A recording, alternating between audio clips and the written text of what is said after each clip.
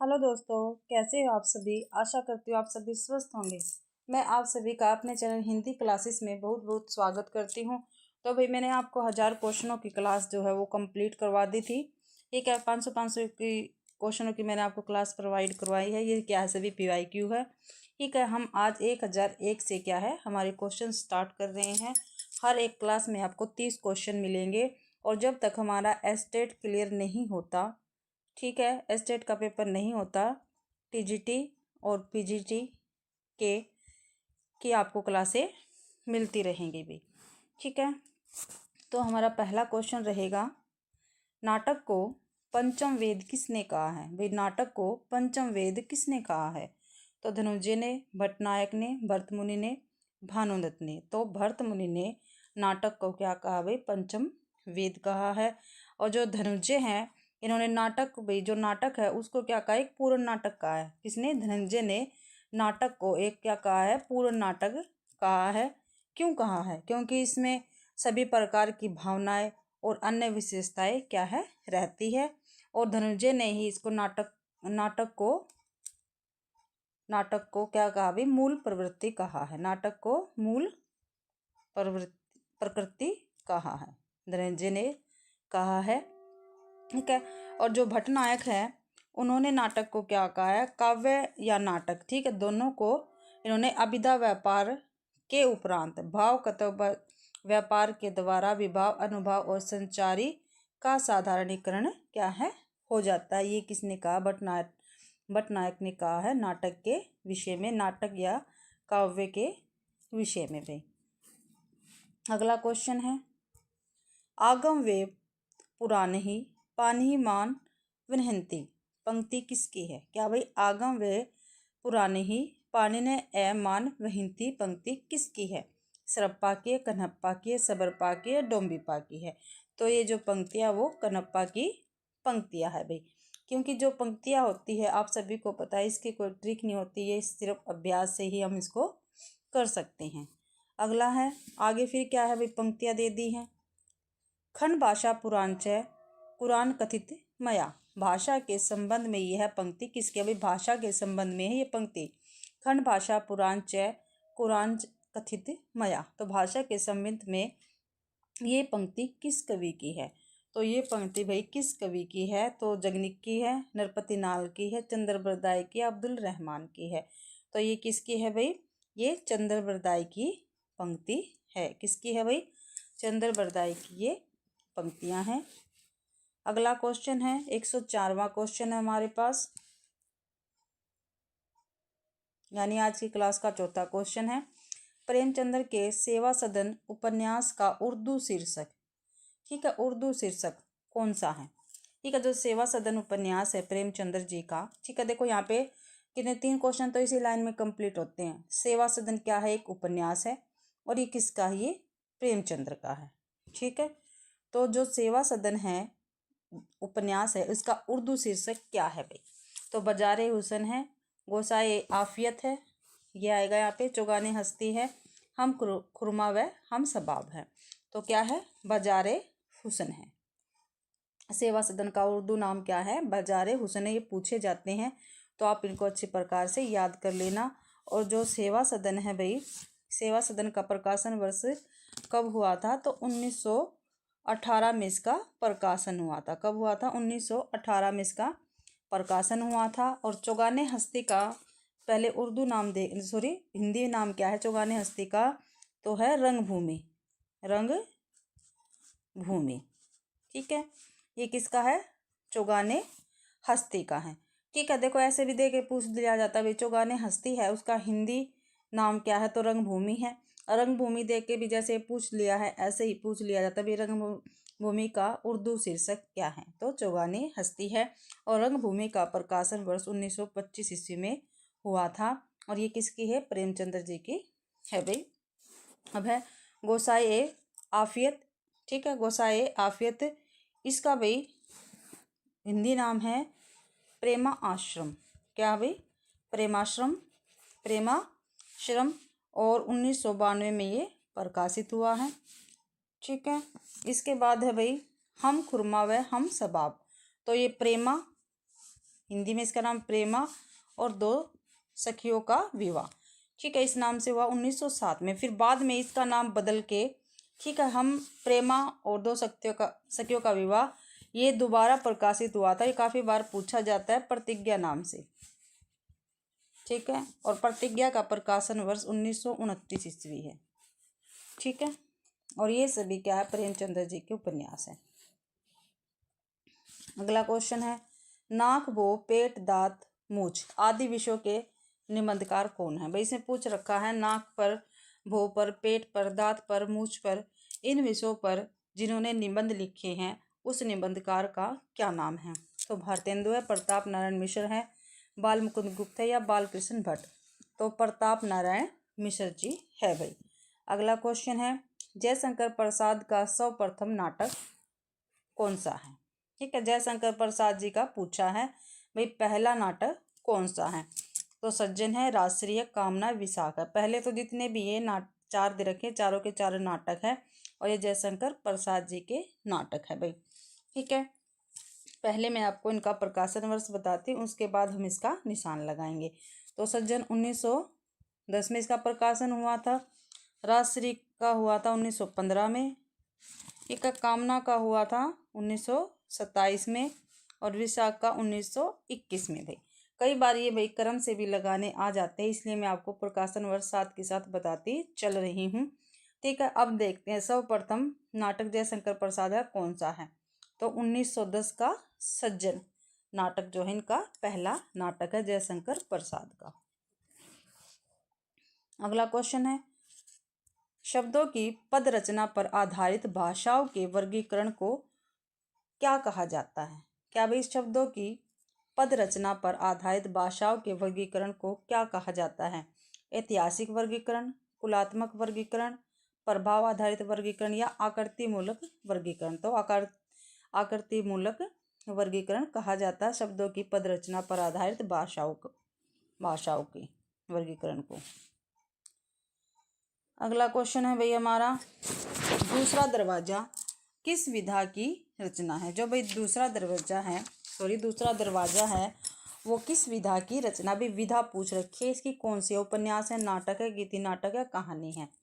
तो भाई दूसरा दरवाजा, पहला तो ये देखते हैं किसका है। दूसरा दरवाजा किसका है, तो ये है भाई लक्ष्मी नारायण लाल का। ठीक है, लक्ष्मी नारायण लाल का है और ये क्या है, एक नाटक है भाई। ठीक है, लक्ष्मी नारायण का दूसरा दरवाजा और ये क्या है, एक नाटक है। आगे है, इनमें से कौन सी रचना आत्मकथा है। आत्मकथा पूछ रखी है, कौन सी रचना है। मैं आईना हूँ, नहीं। पहला पड़ाव, नहीं। मेरे साथ जन्म, हाँ जी, ये ही क्या है, एक आत्मकथा है। और किसकी है, ये है रामेश्वर कंबोज की है। रामेश्वर कंबोज की ये आत्मकथा है, मेरे साथ जन्म। अगला क्वेश्चन है भाई हमारा, रस गंगाधर में पंडित जगन्नाथ ने किस बादशाह की प्रशंसा की है। क्या पूछ रखा, जो रस गंगाधर है किसकी रचना है। पहले तो ये देखते हैं, ये पंडित जगन्नाथ की है। दो क्वेश्चन हो गए यहाँ पे। फिर इसके में किसकी प्रशंसा की गई है, तीसरा क्वेश्चन हमारा निकल के आ गया है। तो शाहजहाँ की, औरंगजेब की, अकबर की, बाबर की। तो शाहजहाँ की इसमें क्या है, पंडित जगन्नाथ ने प्रशंसा की है रस गंगाधर में भाई। अगला क्वेश्चन है, रचना काल के अनुसार भारतेंदु के नाटकों का सही अनुक्रम लगाना है। ठीक है भाई, भारतेंदु के नाटक पूछे हैं, ठीक है, उनका क्या हमें सही अनुक्रम लगाना है। तो पहले है भाई नील देवी, ये है 1887 का। और अंधेर नगरी है 1881 का। भारत दशा है 1880 का। और सती प्रताप है 1883 का भाई। तो पहले सबसे पहले क्या आएगा, भारत दुर्दशा 1800 में। ठीक है, फिर नील देवी, 81 है ये नील देवी। फिर अंधेर नगरी, क्योंकि दोनों का एक ही समय है, अंधेर नगरी फिर नील देवी अंधेर नगरी। फिर 1883 सती प्रताप। तो डी ऑप्शन हमारा ठीक रहेगा। क्या भाई, डी ऑप्शन ठीक रहेगा। भारत दुर्दशा आएगी, नील देवी, और ये सभी क्या है, नाटक है। और भारतेंदु जी के ये क्या है, नाटक है भाई। ठीक है, और इसके साथ साथ जो भारत दुर्दशा है वो उसको क्या कहा जाता है, पेपर में काफ़ी बार आता है, मैं आपको बता रही हूँ साथ साथ। ठीक है, वो क्या है, हिंदी का पहला खुला राजनीतिक नाटक है। कई बार पेपर में पूछा गया है, हिंदी का पहला खुला राजनीतिक नाटक कौन सा है, नाटक कौन सा है, क्या हिंदी का पहला खुला राजनीतिक नाटक कौन सा है, तो कौन सा भी, भारत दुर्दशा है। तो कौन सा है, भारत दुर्दशा है हिंदी का पहला खुला राजनीतिक नाटक भी। ठीक है, और जो अंधेर नगरी है वो क्या है, एक प्रकार का अंधेर नगरी क्या है, प्रहसन है, ये भी पूछा जाता है, प्रहसन है। और भाई जो नील देवी है, एक वो स्त्री शिक्षा पर बल दिया गया है इसमें, इस नाटक में नील देवी में क्या है, स्त्री शिक्षा पर बल दिया गया है। ठीक है भाई, अब हमारा सती प्रताप, ये जो सती प्रताप है इस नाटक में भाई जो सावित्री थी ना, सावित्री और झरोखे हैं, सॉरी, सावित्री और सत्यवान की कथा है इसमें। सती प्रताप में क्या है, सावित्री और सत्यवान की कथा है इसमें। ठीक है, अगला क्वेश्चन है हमारा, पंत की काव्य रचनाओं का सही क्रम बताना है। जो सुमित्रानंदन पंत जी है, उनकी कविता, उनकी जो काव्य रचना है उनका हमें सही अनुक्रम बताना है भाई। ठीक है, तो पहले क्या है, गुंजन है, गुंजन का प्रकाशन वर्ष होगा 1932 ईस्वी। ठीक है, पल्लव का 1926 है, ग्राम्या का हो गया 1939 है, और युगांत का 1936 है। ठीक है, तो भाई सबसे बाद में ग्राम्या आएगी, ग्राम्या एक में ही है, और सबसे पहले इसमें पल्लव आएगा 1926 है। तो पल्लव, गुंजन, युगांत और ग्राम्या, ये है इसका क्या है, प्रकाशन वर्ष के सही अनुक्रम रहेगा सुमित्रानंदन पंत की कविताओं का। अगर वैसे हम इनका क्रम देखें तो सबसे पहले पंत जी की आती है उच्छ्वास, ठीक है, ग्रंथि, वीणा, पल्लव, श्रवणकिरण, युगवाणी, चिदम्बरा। ठीक है, पहले उच्छ्वास, फिर ग्रंथि, फिर वीणा, पल्लव, श्रवणकिरण, युगवाणी, चिदम्बरा, ऐसे आपको याद करना है। अगला क्वेश्चन है, इन उपन्यासों का प्रकाशन काल के अनुसार सही अनुक्रम बताना। भाई उपन्यास दे रखे हैं और उनका प्रकाशन वर्ष के अनुसार क्या हमें क्रम लगाना है। ठीक है, तो पहले लगाते हैं हम बूंद और समुंदर। तो बूंद और समुंदर है। ठीक है, तो भाई जो बूंद और समुंदर है ये भी 1956 की का उपन्यास है, 1956 का उपन्यास है बूंद और समुंदर। और ये किसका है, ये है अमृतलाल नागर का है। ठीक है, और जो कठ गुलाब है ये 2004 की क्या है, 4 का उपन्यास है, 2004 का उपन्यास है कठ गुलाब। तो ये लगा लो सबसे बाद में तो यही आएगा। फिर अमृत और विष, और ये किसका है, मृदुला गर्ग का है कठ गुलाब। ठीक है, और जो भाई अमृत और विष फिर से किसका आ गया, अमृतलाल नागर का आ गया। ठीक है, अमृत और विष, और ये 2002 की क्या है, उपन्यास है। और मेला आंचल 1954 का क्या है, उपन्यास है। ठीक, और किसका है, फणीश्वर नाथ रेणु जी का है। तो देखो भाई सबसे पहले मेला आंचल आएगा तो 2 में है, तो ये क्या हमारे कट हो जाएंगे। तो उसके बाद बूंद और सागर आएगा 1956 में, अमृत और विष 2002 में है। फिर कठ गुलाब मृदुला गर्ग का है, अमृत और विष, और बूंद और समुंदर ये है अमृतलाल नागर का, मेला आंचल है फणीश्वर नाथ रेणु जी का। तो हमारा डी ऑप्शन ठीक रहेगा। पहले मेला आंचल, फिर बूंद और समुंदर 1956, फिर अमृत और विष 2002, फिर कठ गुलाब 2004। ठीक है, तो हमारा डी ऑप्शन ठीक रहेगा। अगला क्वेश्चन रहेगा हमारा, अगला क्वेश्चन देखते हैं।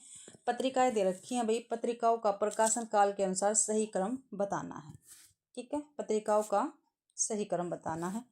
पहले है सरस्वती, सरस्वती का प्रकाशन वर्ष कितना है, ये है 1900 की। फिर है ब्राह्मण 1883 की है ये ब्राह्मण, और हंस है 1930 की। और नागरी प्रचारणी पत्रिका है, ये है हमारी नागरी प्रचारणी पत्रिका 1896 की है। कितनी है? 1896 की है। तो पहले क्या आएगी भाई? 1883 ब्राह्मण। ठीक है, बी ऑप्शन ठीक रहेगा। सबसे पहले ब्राह्मण, फिर नागरी प्रचारणी पत्रिका, फिर सरस्वती, फिर हंस भाई। ठीक है, और जो ब्राह्मण है, ठीक है, तो देखो जो ये सरस्वती पत्रिका है वो चिंतामणि घोष ने निकाली थी, और ये मासिक पत्रिका थी। और कहाँ से निकलती थी भाई? काशी से निकलती थी। और जो नागरी प्रचारणी पत्रिका है, ये क्वेश्चन काफ़ी बार पूछा गया, मैं आपको बताती हूँ। इसके पूछे जाते हैं भाई इनके संस्थापक कौन कौन थे। ठीक है, नागरी प्रचारणी पत्रिका के, तो आप इनको अच्छी प्रकार से याद रख लेना। मैं बता रही हूँ, श्याम सुंदर दास थे। श्याम सुंदर दास पहले। तो 3 थे इसके भाई संस्थापक, और तीनों में से जैसे 4 ऑप्शन दे के पूछ लिया जाता है भाई इसमें से कौन नहीं है या कौन है। ठीक है, ऐसे पूछ लिया जाता है। दूसरा है नाम राम नारायण मिश्र। ठीक है, और तीसरा है शिव कुमार सिंह। आप लिख लेना कहीं पर। ठीक है, और वे एक काशी से प्रकाशित होती थी नागरी प्रचारणी पत्रिका, और 1896 में क्या है? प्रकाशित हुई थी भाई। और जो भी प्रेमचंद्र की थी हंस, हमारी जो हंस पत्रिका है, ठीक है, जो हंस पत्रिका है वो प्रेमचंद्र जी की थी, और ये बनारस से क्या भी निकलती थी। और जो ब्राह्मण पत्रिका है, हमारी जो ब्राह्मण पत्रिका है वो प्रताप नारायण मिश्र जी की थी, और ये कानपुर से निकलती थी। ठीक है, मैंने चारों के बारे में आपको विस्तार से बता दिया है। अगला है ज्ञानपीठ पुरस्कृत कृतियों का वर्ष बार सही अनुक्रम बताना है। सॉरी भाई। ठीक है, जो ज्ञानपीठ से पुरस्कार जिन कविताओं को मिला है, कृतियों को मिला है, उनको हमें बताना है वर्ष के अनुक्रम के अनुसार। चिदम्बरा यामा उर्वशी कितनी नाव में कितनी बार? तो भाई सबसे पहले चिदम्बरा का प्रकाशन देखते हैं हम। नहीं, ये देखते हैं ज्ञानपीठ पुरस्कार चिदम्बरा को कब मिला था। तो भाई ये 1968 में मिला था इसको। ठीक है, किसको? चिदम्बरा को। और जो यामा है, ठीक है, जो भाई यामा है उसको मिला था 1982 में। तो सबसे पहले तो चिदम्बरा को मिल गया। और ये किसकी थी? सुमित्रानंद पंत जी की थी। ठीक है, सबसे पहले ज्ञानपीठ पुरस्कार सुमित्रानंद पंत को मिला था चिदम्बरा पर 1968 में। ठीक है,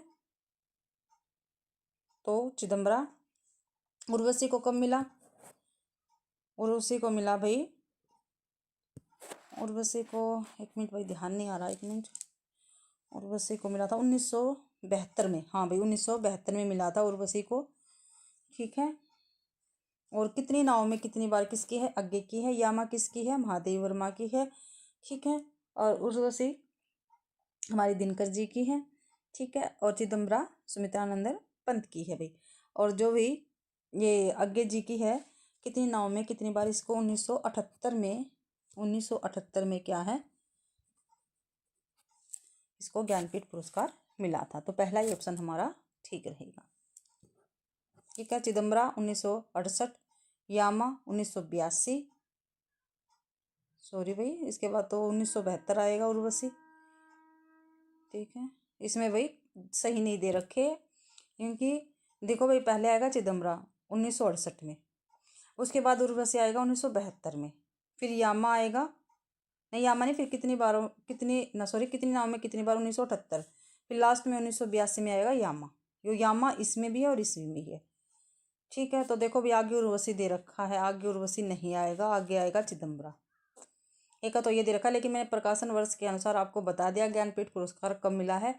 तो आप इसको कहीं पे नोट करके लिख लेना, आगे अगर ये क्वेश्चन आता है तो आप इसको अच्छी प्रकार से लगा पाओगे।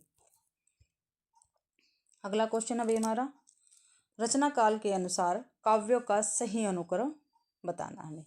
ठीक है, जो काव्य हैं उनका सही अनुक्रम बताना है।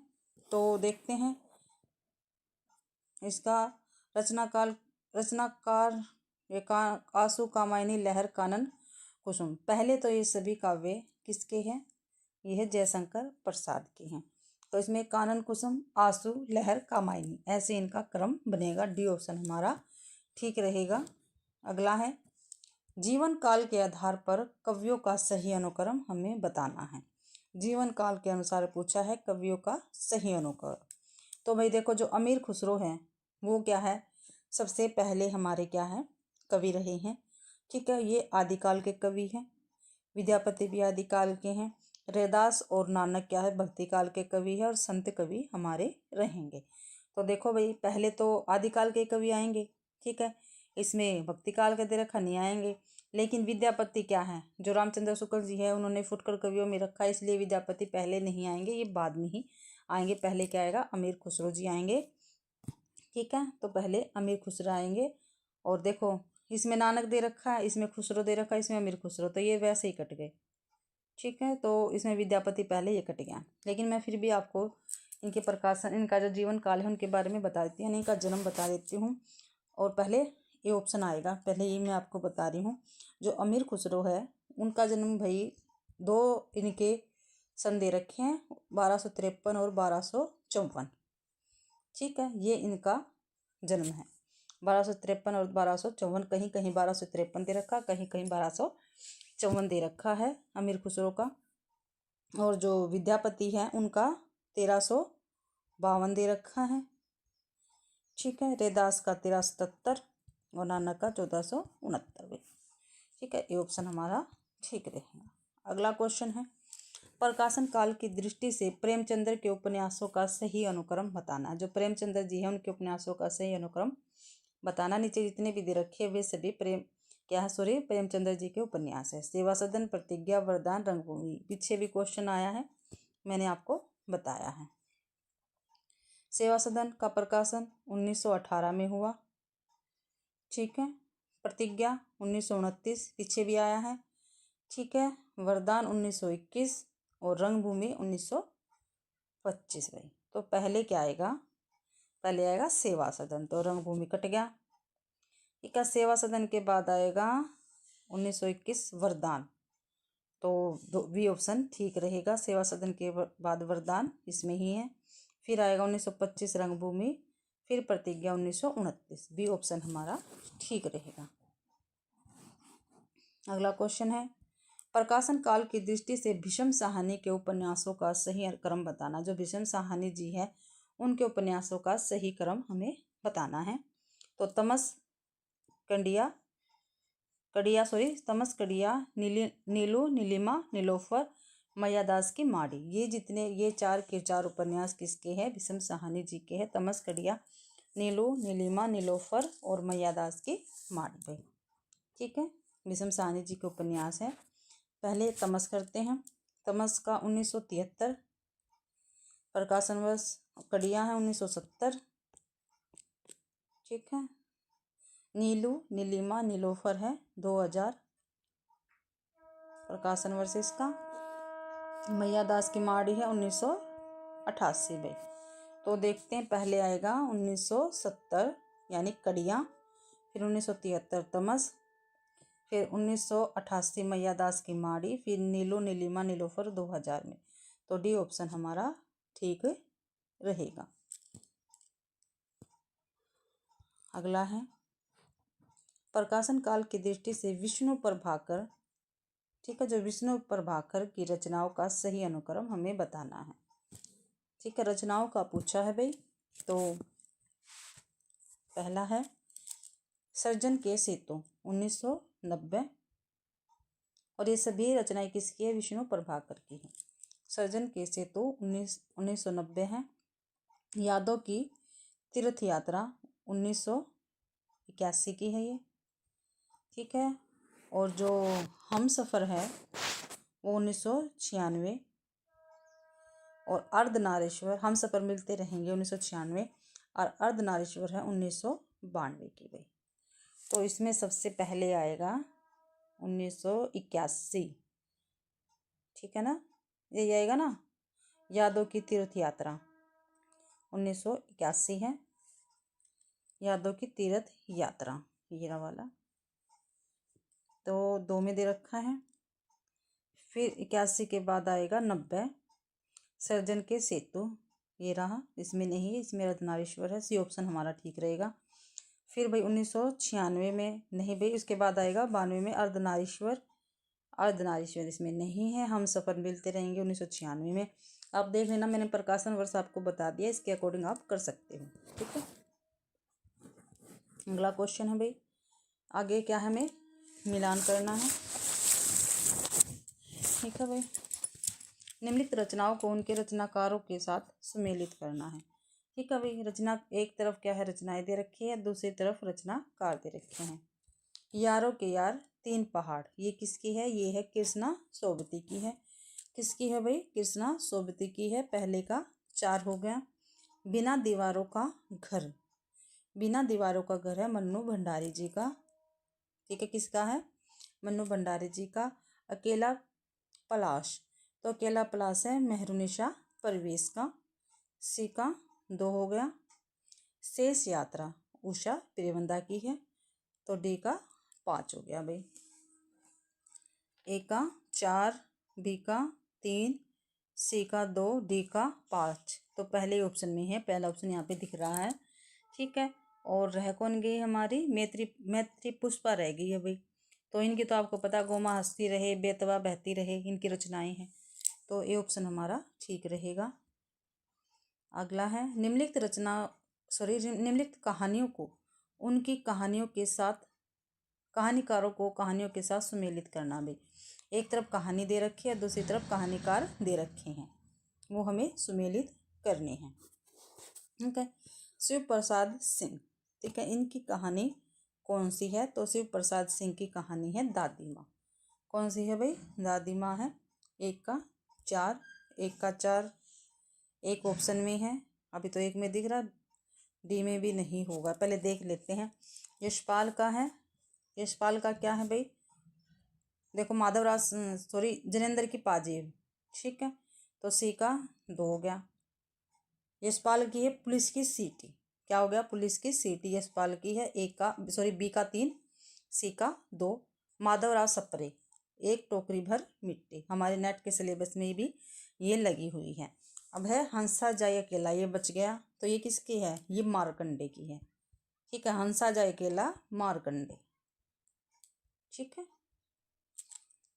तो देखो भाई 3 में मिला लेते हैं, अगर इनमें मिल गया तो ठीक है, तो फिर चौथा भी ऑप्शन देखेंगे। तो ए का 4, ए का 4 भाई ए के ऑप्शन में, बी का 3, सी का 2, डी का 1, ये ऑप्शन ठीक रहेगा हमारा। अगला क्वेश्चन है भाई हमारा, निम्नलिखित काव्य शास्त्रीय कृतियों को उनके आचार्यों के साथ सुमेलित कीजिए। ठीक है, तो भाई हम इनको क्या करते हैं, सुमेलित करते हैं। ठीक है, तो पहला है भारतीय साहित्य शास्त्र।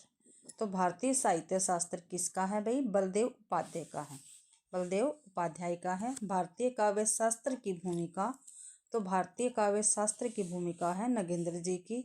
रस मीमांसा है, ये रामचंद्र शुक्ल जी की है। काव्य अनुशासन है हेमचंद्र जी का। ठीक है, तो ए का 2, बी का 3, ए का 2, बी का 3, ए का 2, ए का 2, बी का 3, बी का 3 है, सी ऑप्शन हमारा ठीक रहेगा। आप भाई जैसे मैं मिलाती हूँ ना, आप इनको ऐसे याद कर लेना, अच्छी प्रकार से आपके 4 क्वेश्चन क्या हल हो जाएंगे। ठीक है, फिर आप आराम से क्या है मिलान कर पाओगे। और सबसे पहले मिलान के क्वेश्चन में आपको जो आता है आप उसका मिलान करेंगे, फिर आप जो कूट है उसमें देखेंगे। ठीक है, अगर होता है तो एक ही मिलान से क्या हमारा सारा का सारा क्वेश्चन आंसर ठीक हो जाएगा। अगला है, निम्नलिखित पत्रिकाओं को उनके प्रकाशन स्थान के, जो प्रकाशन का स्थान है भाई उससे क्या है सुमेलित करना है। भाई कौन सी पत्रिका कहाँ से यानी किस स्थान से निकलती थी वो इसमें बताना है। तो नागरिक प्रचारणी पत्रिका अभी आया था ना पीछे, कहाँ से, काशी से, जिसके मैंने 3 संपादक बताए थे वो। सम्मेलन पत्रिका इलाहाबाद से निकलती थी। पहल पत्रिका जबलपुर से निकलती थी। नया प्रतीक दिल्ली से निकलती थी। तो ए का 4, बी का 1, ए का 4, बी का 1, तो डी ऑप्शन में है भाई, डी ऑप्शन हमारा ठीक रहेगा। अगला 125वां क्वेश्चन है भाई, पात्र दे रखे हैं ठीक है, और उनकी रचनाओं के साथ उनको उनका मिलान करना है। तो वही रेखा है तो ये नदी के द्वीप, ठीक है। नीलिमा, नीलिमा किस में है? अंधेरे बंद कमरे में है। कमला ये है मेलांचल में है। रायना ये है वेदिन में, ठीक है। तो ए का क्या हो गया? 4। रेखा नदी के द्वीप, नीलिमा अंधेरे बंद कमरे में, कमला मेलांचल, रायना वेदिन। तो ए का 4, बी का 5 रहे। ए का 4 हो गया, बी का 5 हो गया। सी ऑप्शन हमारा ठीक रहेगा। अगला भी नाटक दे रखे हैं एक तरफ और उनके रचनाकार है, उसको क्या हमें सुमेलित करना है, ठीक है। तो पहला है हानुस। तो हानुस किसका है? विषम साहनी जी का है। दशरथ नंदन जगदीश माथुर का है। पैर तले की जमीन मोहन राकेश का नाटक है। और जो ये पैर तले की जमीन है ये इनका लास्ट नाटक था, अधूरा नाटक है, ठीक है। तिलचट्टा मुद्रा राक्षस का है, ठीक है। जो सुरेंद्र वर्मा का रह गया, इनका 8वां सर्ग सबसे फेमस क्या है? नाटक है भाई, ठीक है। वैसे तो काफ़ी है, सूर्य की अंतिम किरण से सूर्य की पहली किरण तक भी है, शकुंतला की अंगूठी भी है, ठीक है। अब इसका मिलान करते हैं। ए का बी हानुस का, विषम साहनी ए का बी भाई, ए का बी है और बी का 3 है। ए का बी का 3, ए का 2 है, सॉरी, ए का 2 बी का 3। तो बी ऑप्शन हमारा ठीक रहेगा। अगला है निम्नलिखित संप्रदाय दे रखे और उनके अनुयायी है वे इनको मानने वाले हैं, उसके साथ इनको सुमेलित करना है, ठीक है। जो वल्लभ संप्रदाय हैं, ठीक है, इसको किसने माना? इसके अनुयायी कौन है? गोविंद स्वामी है। निम्बार्क संप्रदाय हरिव्यास देव। राधा वल्लभ संप्रदाय दामोदर दास। चैतन्य संप्रदाय गदाधर भट्ट, ठीक है। तो ए का 5 है, बी का 1 है भाई। ए का 5 है, बी का 1 है। तो ए का 5, बी का 4 नहीं, बी का 1। तो ए ऑप्शन हमारा ठीक रहेगा। अगला क्वेश्चन है रचनाएं दे रखी है और उनकी विधा है, उनके साथ इसको सुमेलित करना है, ठीक है। प्रेत की छाया, जो प्रेत की छाया वो क्या है भाई? तो प्रेत की छाया क्या है? एक उपन्यास है। करबला ये क्या नाटक है? चितवन की छाया ये क्या है? एक निबंध है। अन्या से अनन्या ये क्या है? एक आत्मकथा है भाई, ठीक है। तो ए का 4, बी का 1, ए का 4, बी का 1, ए का 4, ए का 4, बी का 1। तो बी ऑप्शन में ही है, बी ऑप्शन हमारा ठीक रहेगा। अगला क्वेश्चन है निम्नलिखित संस्थाओं को उनके संस्थापकों के साथ सुमेलित करना है। संस्था दे रखी है एक तरफ और दूसरी तरफ संस्थापक दे रखे, उनको क्या है? सुमेलित करना हमें। तो ब्रह्म समाज है, ठीक है, उसके संस्थापक कौन थे? राजा राम मोहन राय थे, ए का 4 है। प्रार्थना समाज के हैं केशव चंद्र सेन, यानी बी का 5 है। आर्य समाज के हैं दयानंद सरस्वती जी और रामकृष्ण मिशन है विवेकानंद जी का भाई। तो ए का 4, बी का 5, ए का 4, बी का 5, ए का 4, बी का 5, डी ऑप्शन हमारा ठीक रहेगा भाई। अगला है और इस क्लास का लास्ट क्वेश्चन है। पंक्तियाँ दे रखी हैं, ठीक है, और उनके कवियों के साथ क्या हमें सुमेलित करना है, ठीक है। पहली पंक्ति है जो बीत गई सो बात गई। क्या भाई? जो बीत गई सो बात गई, ये है बच्चन जी की, ठीक है। मैं तो डूब गया था स्वयं सुनने में। क्या भाई? मैं तो डूब गया था स्वयं सुनने में, ये किसकी पंक्ति है? आज्ञे जी की है। दो पाटों के बीच पिस गया, ये किसकी है? मुक्तिबोध की है। रूप की आराधना का मार्ग आलिंगन नहीं तो और क्या है, ये किसकी है? दिनकर जी की है, ठीक है। तो भाई ए का 3, बी का 4, ए का 3, बी का 4, डी ऑप्शन हमारा ठीक रहेगा। तो भाई इसी के साथ स्थापना देखते हैं। मनुष्य की श्रेष्ठ साधना ही संस्कृति है, बिल्कुल ठीक है, क्योंकि साधनाओं के माध्यम से भाई तर्क क्या है इसका? क्योंकि साधनाओं के माध्यम से मनुष्य अविरोधी सत्य तक पहुंच सकता। बिल्कुल ठीक है, दोनों क्या है, ठीक है। तो हमारा ए भी ठीक है और आर भी ठीक है। तो इसमें ए ऑप्शन में गलत है, ए सही है लेकिन आर गलत है, नहीं। बी ऑप्शन ठीक रहेगा, ए भी सही है और आर भी सही है, तो बी ऑप्शन हमारा ठीक रहेगा भाई। 5 क्वेश्चन है ये, इसके बाद फिर एक पहरा आएगा, फिर और क्वेश्चन स्टार्ट हो जाएंगे। स्थापना है, रस का निर्णायक सहृदय है। जो रस है उसका निर्णायक क्या है, सहृदय है, ठीक है। तर्क है, क्योंकि सहृदय रस का समीक्षक होता है, ये क्या है हमारा गलत है भाई, समीक्षक नहीं होता। तो ए तो ठीक है और आर गलत है, तो पहला ही ऑप्शन ठीक रहेगा, ए सही है, आर गलत है। 133वां क्वेश्चन है, अंतर्मुखी प्रवृत्ति के व्यक्ति की मानसिक उलझनों की सफल अभिव्यक्ति एकालाप के रूप में होती है। तो ये क्या है, ठीक है, क्योंकि एकालाप साहित्य की मनोरुग्णता का घोतक है, ये क्या है, गलत है, ये घोतक नहीं है भाई। तो हमारा ए सही है, आर गलत है, तो ए सही, आर गलत, डी ऑप्शन में, डी ऑप्शन हमारा ठीक रहेगा। और भाई इसके साथ ही मैं आपको जो यूजीसी नेट के पीवाई यानी क्वेश्चन वो पेपर करवाने लग रही हूँ, तो उसकी भी वीडियो आप जरूर से जरूर देखें, क्योंकि आपको पता है हिंदी साहित्य क्या है, नेट के पेपर में क्या है, कंप्लीट हिंदी साहित्य है, ठीक है, वो मैं आपको करवाने लग रही हूँ, जो एस्टेट के लिए भी महत्वपूर्ण है। आप सभी को पता है, चाहे टीजीटी का दे लो चाहे पीजीटी का, ठीक है, दोनों में हिंदी साहित्य आता ही है, ठीक है। DSSS के लिए भी है भाई महत्वपूर्ण, KVS के लिए भी, NVS के लिए भी आपको पता है इनकी क्या है, वैकेंसी आने लग रही है। और EMRS के भी लिए क्या है, हिंदी साहित्य महत्वपूर्ण है। उसके बाद चाहे बिहार का दे लो पेपर, चाहे यूपी का दे लो, किसी का भी देख लो, हिंदी साहित्य महत्वपूर्ण है। तो प्लीज़ आप उन क्लासों को भी देखिए, और मैं NCERT की क्लासें भी आपको प्रोवाइड कर रही हूँ, तो आप उन क्लासों को भी ज़रूर से ज़रूर देखें। अगला क्वेश्चन है 34वां, युग जीवन के परिवेश में साहित्य की विकास परंपरा का निरूपण करना ही साहित्य के इतिहास का कर्तव्य कर्म है भाई, ये क्या है, बिल्कुल ठीक है, क्योंकि साहित्य का इतिहासकार युग जीवन के परिवेश से इतर होता नहीं भाई, इतर क्या होता है, अलग होता नहीं होता है, इसलिए गलत है, अलग नहीं होता, उसमें ही होता है। तो आर सही है, सॉरी ए सही है, आर गलत है, ए सही, आर गलत, सी ऑप्शन हमारा ठीक रहेगा। अगला क्वेश्चन है, स्थापना है, साहित्य में वस्तु और एक दूसरे से अभिन्न और परस्पर अनुस्यूत होता है, ठीक है, क्योंकि साहित्य में वस्तु और रूप की सत्ता एक दूसरे पर निर्भर है, ये भी क्या है, बिल्कुल ठीक है, तो ए भी सही है और आर भी सही है, तो बी ऑप्शन हमारा ठीक रहेगा।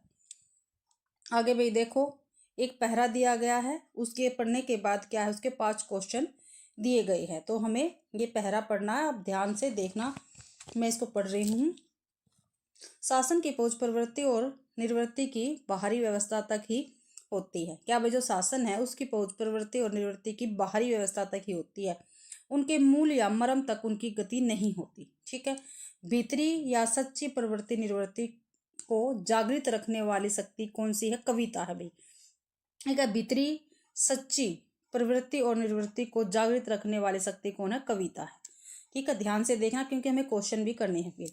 जो धर्म क्षेत्र में शक्ति भावना को जगाती है, क्या भाई, जो क्या है, धर्म क्षेत्र में शक्ति भावना को जगाती है।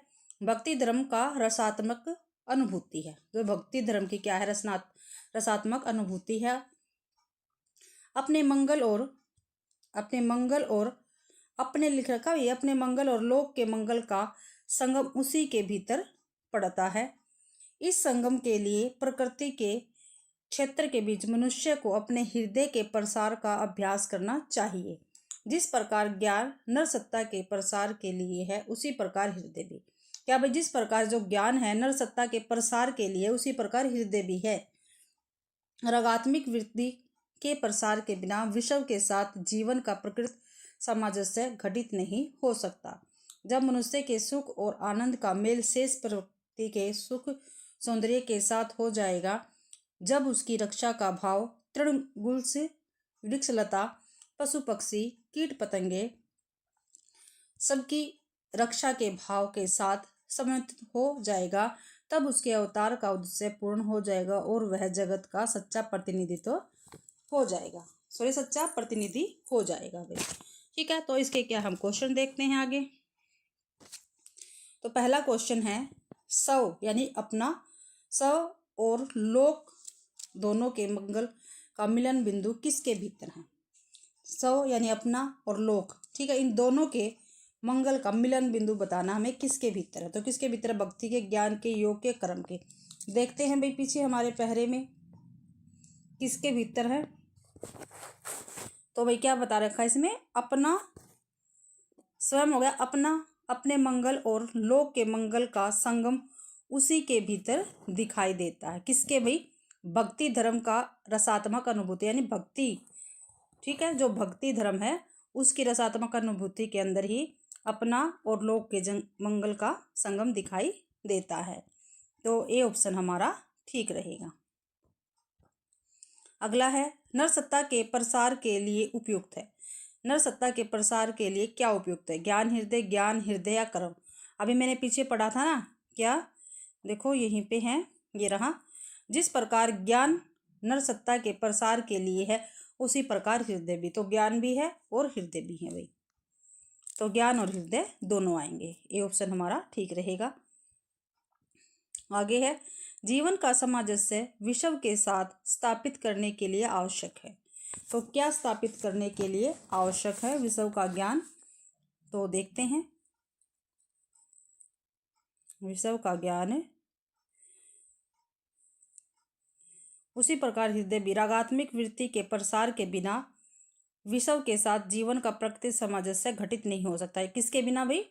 रागात्मक वृत्ति की। ठीक है, तो ये आएगा इसमें, डी ऑप्शन हमारा ठीक रहेगा। अगला क्वेश्चन है, सच्ची प्रवृत्ति निवृत्ति जागृत रखने की शक्ति किस में है? किस में है मैंने आपको बताया था पीछे भी, पहली या दूसरी लाइन में था, ये रहा। भीतरी या सच्ची प्रवृत्ति निवृत्ति को जागृत रखने वाली शक्ति क्या है? कविता है भाई। क्या है? कविता है। तो ए ऑप्शन हमारा ठीक रहेगा। और इसका पहले का लास्ट क्वेश्चन है हमारा, मनुष्य के अवतार का उद्देश्य कब पूर्ण कहा जाएगा? तो कब पूर्ण कहा जाएगा? सिर्फ मनुष्य समाज के साथ सामंजस्य स्थापित होने तक नहीं, मनुष्य समाज का शेष प्रकृति, ठीक है भाई, समाज भी होना चाहिए और प्रकृति भी होना चाहिए, उन दोनों के साथ क्या सामंजस्य स्थापित होने से भी, यही क्या हमारा ठीक है। केवल पशु पक्षियों के साथ भी नहीं, वृक्ष लताओं के साथ भी नहीं, दोनों के साथ अगर हमारा सामंजस्य स्थापित हो जाएगा तो मनुष्य के अवतार का उद्देश्य पूर्ण हो जाएगा। बी ऑप्शन हमारा ठीक रहेगा। अगला है 41वां क्वेश्चन, कुवलयमाला कथा के रचनाकार कौन है? कौन है भाई कुवलयमाला कथा के रचनाकार? तो उद्योतन सूरी है भाई। कौन है? उद्योतन सूरी है। और जो मेरुतुंग है, इनकी कौन सी रचना है? प्रबंध चिंतामणि। कौन सी है? प्रबंध चिंतामणि है भाई। ठीक है। और दामोदर शर्मा की कौन सी है? उक्ति व्याकरण प्रकरण। कौन सी? उक्ति व्याक्ति प्रकरण। ठीक है। आगे है हमारे हेमचंद्र जी है। हेमचंद्र की कौन सी है? शब्दानुशासन। ठीक है। आगे है खुसरो की रचना खालिक बारी वस्तुतः है पहलियों का संकलन है, कह मुकरियों का संकलन है, फारसी हिंदी शब्दकोश है, या मनोरंजनात्मक रचना है। तो क्या है भाई? खालिक बारी फारसी हिंदी शब्दकोश है। सी ऑप्शन हमारा ठीक रहेगा। खालिक बारी क्या है? फारसी हिंदी शब्दकोश है। अगला क्वेश्चन है हमारा, किस समीक्षक ने विद्यापति की पदावली को जीव और परमात्मा के संबंध का रूपक माना है? ठीक है, ये क्या है? कथन है, विद्यापति के बारे में है। और किसने विद्यापति की जो पदावली है, इनकी रचना है मैथिली भाषा में, उसको जीव और परमात्मा के संबंध का रूपक माना है? हजारी प्रसाद द्विवेदी ने, आनंद कुमार स्वामी ने, शिव प्रसाद सिंह ने, या रामवृक्ष बेनीपुर ने? तो आनंद कुमार स्वामी ने विद्यापति की पदावली को जीव और परमात्मा का संबंध रूपक माना है। अगला क्वेश्चन है 44वां। सिंधी भाषा का विकास अपभ्रंश की किस बोली से माना जाता है? जो हमारी सिंधी भाषा है, ठीक है, उसका विकास पूछा है, अपभ्रंश की किस बोली से माना जाता है? ब्राचर से, पैसाची से, मागधी से या अर्धमागधी से? तो सिंधी भाषा का विकास अपभ्रंश की ब्राचड़ बोली से माना जाता है। और पंजाबी में कौन कौन सी आती है भाई? पंजाबी में आती है, सॉरी, पैसाची में आती है पंजाबी और लहंदा, पंजाबी और लहंदा, ठीक है। और मागधी में आएगी बिहारी, बांग्ला, उड़िया और असमिया, ठीक है। ये किस में आएगी? मागधी में आएगी। इसके बाद अर्धमागधी है। अर्धमागधी भाई पूर्वी हिंदी की है, आपको पता है बोली। और पूर्वी हिंदी में अवधी बघेली छत्तीसगढ़ी, 145वां क्वेश्चन है अपना। इनमें से कौन सी भाषा भारतीय संविधान की 8वीं अनुसूची में नहीं है पूछ रखा है भाई। डोगरी, संताली, बोडो, भोजपुरी क्या है? संविधान की 8वीं अनुसूची में नहीं है भाई। देखो भाई, जो भाई हमारा 92वां संविधान संशोधन हुआ था, ठीक है, और ये कब हुआ था? 2003 में हुआ था, ठीक है। और इसमें 4 बोलियां क्या थी? जुड़ी थी भाई, 4 भाषाएं जुड़ी थी। कौन कौन सी? बोडो, डोगरी, मैथिली और संथाली, ठीक है। ये जुड़ी थी 2003 में 92वें संशोधन के अकॉर्डिंग। अगला क्वेश्चन है, इनमें से किस शब्द में उपसर्ग नहीं है? ठीक है, जो उपसर्ग नहीं है वो बताना हमें। अपमान में है भाई, अप प्लस में मान, अपमान हो गया। अप प्लस में यस, ठीक है, अपयस हो गया, ठीक है। अपराध में नहीं है, देखो अप प्लस में राध, जो राध है उसका कुछ भी अर्थ नहीं निकलता, कुछ भी मीनिंगफुल यूज नहीं है राध का। और देखो अपमति, अप प्लस में मति, ठीक है। तो बी ऑप्शन इसका ठीक रहेगा। क्या भाई? बी ऑप्शन ठीक रहेगा। अगला है, सबरस के रचनाकार कौन है? जो सबरस रचना है उसके रचनाकार पूछे हैं भाई, कौन है? तो कौन है? मुल्ला वजी है, कुली कुतुब शाह है, इंशाअल्लाह खां है या सैयद हुसैन अली खां है? तो मुल्ला वजी है सबरस रचना के रचनाकार भाई। अगला क्वेश्चन है, फोर्ट विलियम कॉलेज की स्थापना कब हुई? जो फोर्ट विलियम कॉलेज था उसकी स्थापना कब हुई थी? 1800 में, 1805 में, 1857 में, 1900 में? तो 1800 में फोर्ट विलियम कॉलेज की स्थापना हुई थी। और किसने की थी? जो उस टाइम के हमारे गवर्नर जनरल थे, गवर्नर जनरल लॉर्ड, कौन थे? लॉर्ड वेल्लेस्ली ने की थी भाई, लॉर्ड वेल्लेस्ली ने की थी, ठीक है। अगला है क्वेश्चन 49वां, बेक्सी का मजार उपन्यास के लेखक कौन है? तो कौन है भाई इस उपन्यास के लेखक? अमृतलाल नागर, प्रताप नारायण श्रीवास्तव, चतुर्सेन शास्त्री या विष्णु प्रभाकर? तो बी ऑप्शन हमारा ठीक रहेगा। बेक्सी का मजार प्रताप नारायण श्रीवास्तव का उपन्यास है भाई। इसके साथ साथ इनके महत्वपूर्ण उपन्यास हैं विदा, विजय और विकास, ठीक है। कौन कौन से? विदा, विजय और विकास भाई। और जो अमृतलाल नागर हैं इनके उपन्यास कौन कौन से हैं जो महत्वपूर्ण है वो बता रही हूँ। सुहाग के नुपुर, ठीक है, सुहाग के नुपुर, अमृत और विष, और भी काफी सारे हैं, अमृत और विष। और चतुर्सेन शास्त्री के और देख लेते हैं, इनका है सबसे महत्वपूर्ण वैशाली की नगर वधु। कौन सा भी? वैशाली की नगर वधु, ठीक है। और विष्णु प्रभाकर का अर्धनारीश्वर है तट के बंधन। कौन सा? अर्धनारीश्वर, ये उपन्यास है इनका, ध्यान रखना, उपन्यास है इनका, ठीक है। और तट के बंधन भाई। अगला है सरस्वती पत्रिका के प्रथम संपादक कौन थे? महावीर प्रसाद नहीं भाई, ये तो 1903 में बने थे। प्रताप नारायण मिश्र नहीं। ठाकुर विश्वनाथ नहीं। तो बाबू श्याम सुंदर दास क्या थे? सरस्वती पत्रिका के प्रथम संपादक थे भाई, ठीक है। तो सी ऑप्शन ठीक रहेगा। और प्रताप नारायण मिश्र की पत्रिका का क्या नाम था? ब्राह्मण था। क्या था? ब्राह्मण, ठीक है। और जो ये हमारे ठाकुर शिव प्रसाद सिंह है, इनकी पत्रिका का क्या नाम था? सॉरी, बनारस अखबार, बनारस अखबार, ठीक है। आगे है काव्य हेतुओं में व्युत्पत्ति का सही अर्थ है। जो काव्य हेतु है उसमें व्युत्पत्ति का सही अर्थ पूछा है भाई इसमें। तो इसमें सही अर्थ क्या होगा? क्या होगा? परिश्रम है, ठीक है। परिश्रम, शब्द ज्ञान, लोक ज्ञान, प्रगाढ़ पांडित्य। तो शब्द ज्ञान क्या है? व्युत्पत्ति का सही अर्थ है। अगला क्वेश्चन है भाई हमारा,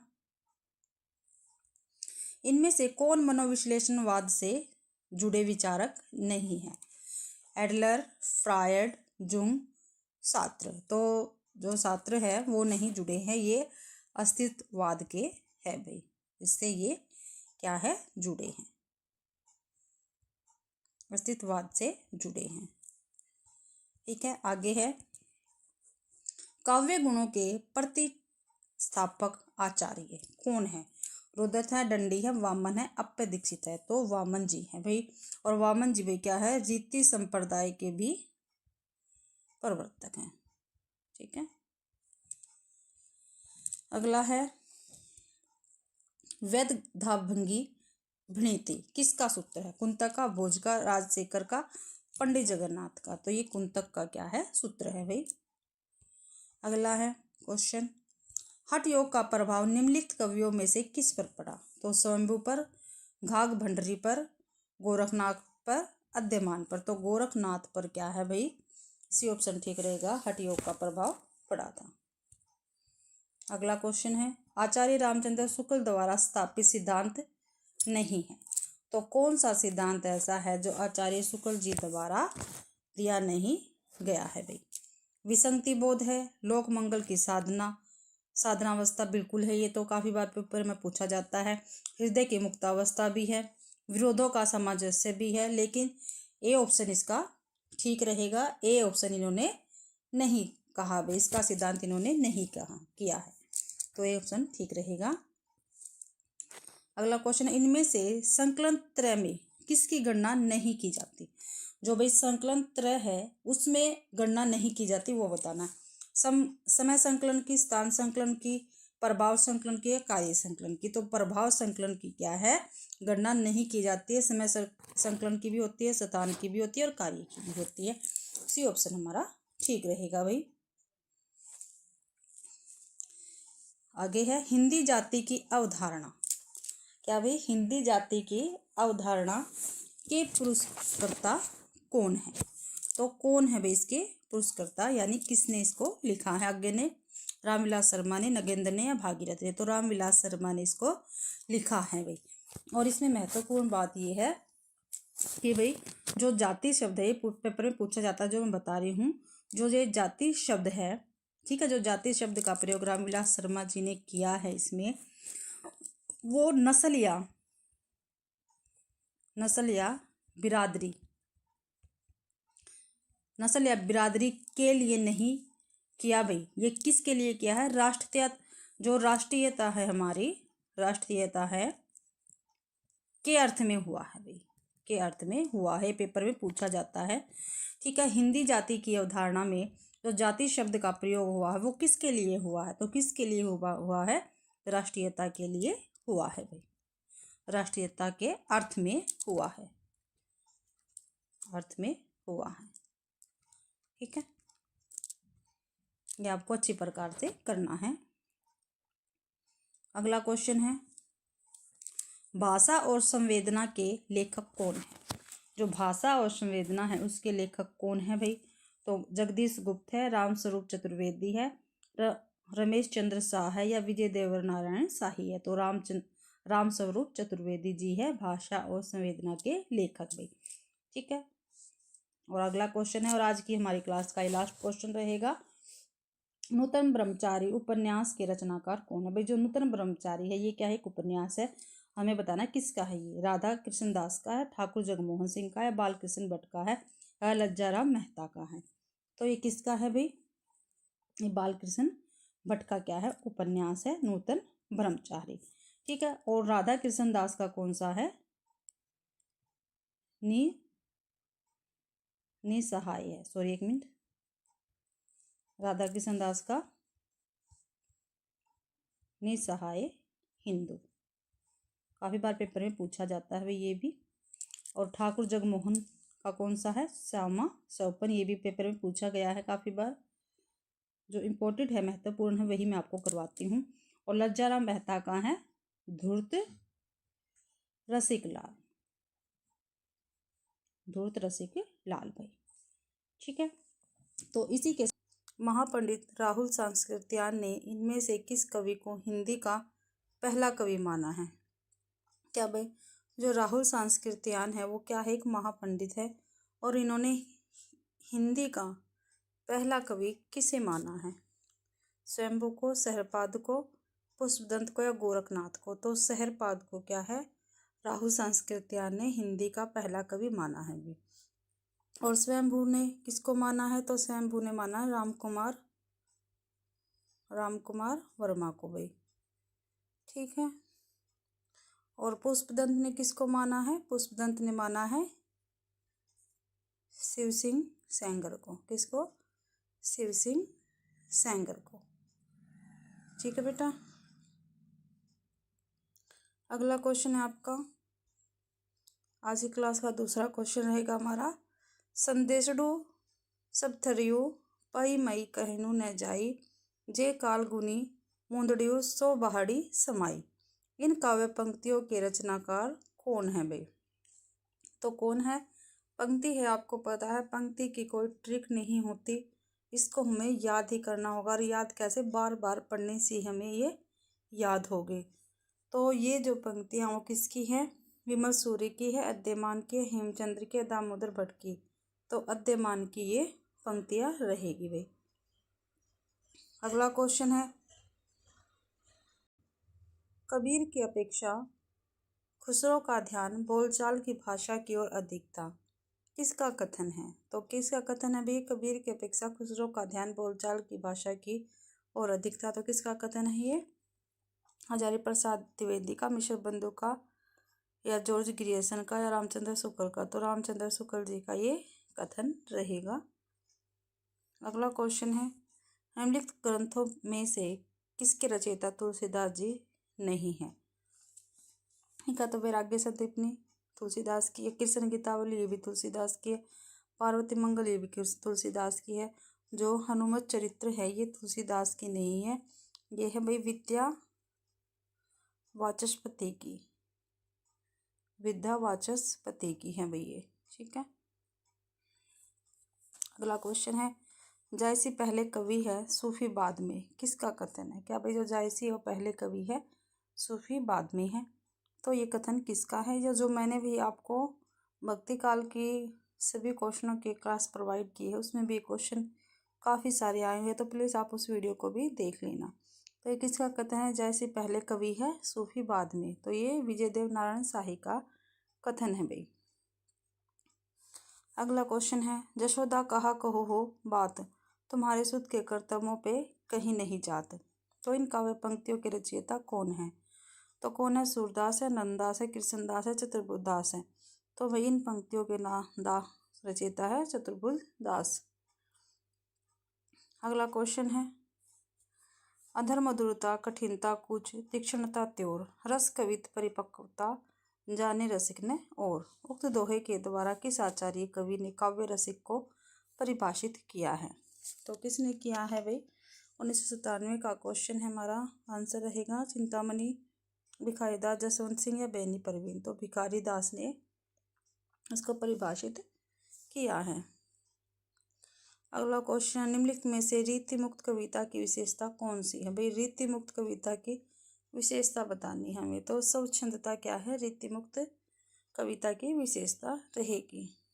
अगला क्वेश्चन है, एकांत संगीत किसकी रचना है? जो एकांत संगीत है भाई वो किसकी रचना है? श्रीधर पाठक की नहीं, रामेश्वर शुक्लांचल की नहीं, महादेव वर्मा की नहीं, हरिशंकर हरिवंश राय बच्चन जी की रचना है एकांत संगीत। और भाई मैंने आपको जितने भी महत्वपूर्ण रचनाकार है मैंने उनके उपनाम और उपाधियाँ करवाई थी।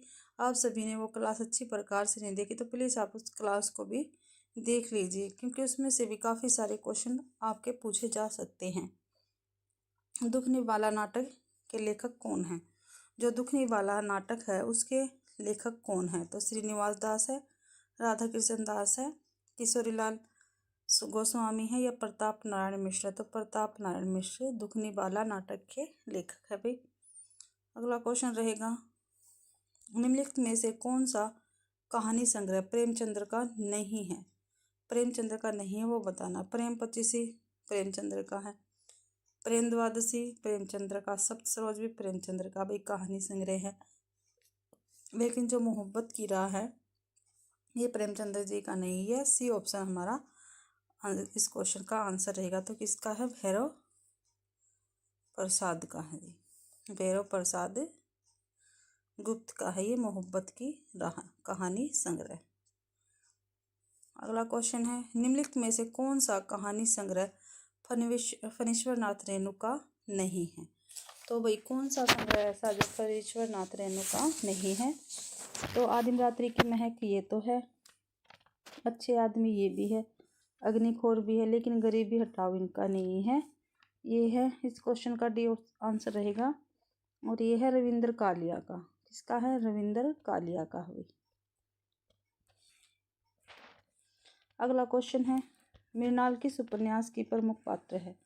जो मृणाल है वो किस उपन्यास की पात्र? निर्वासित नहीं, परख नहीं, अंतराल नहीं, त्यागपत्र की है भाई। ठीक है, किसकी है? त्यागपत्र की है। ठीक है, और त्यागपत्र किसका? मोहन राकेश का है। अगला, बम्बई के मजदूर संगठन के जीवन संघर्ष पर आधारित उपन्यास। क्या पूछा भाई? जो बम्बई के मजदूर है उन मजदूर संगठनों के जीवन संघर्ष पर आधारित उपन्यास पूछा है।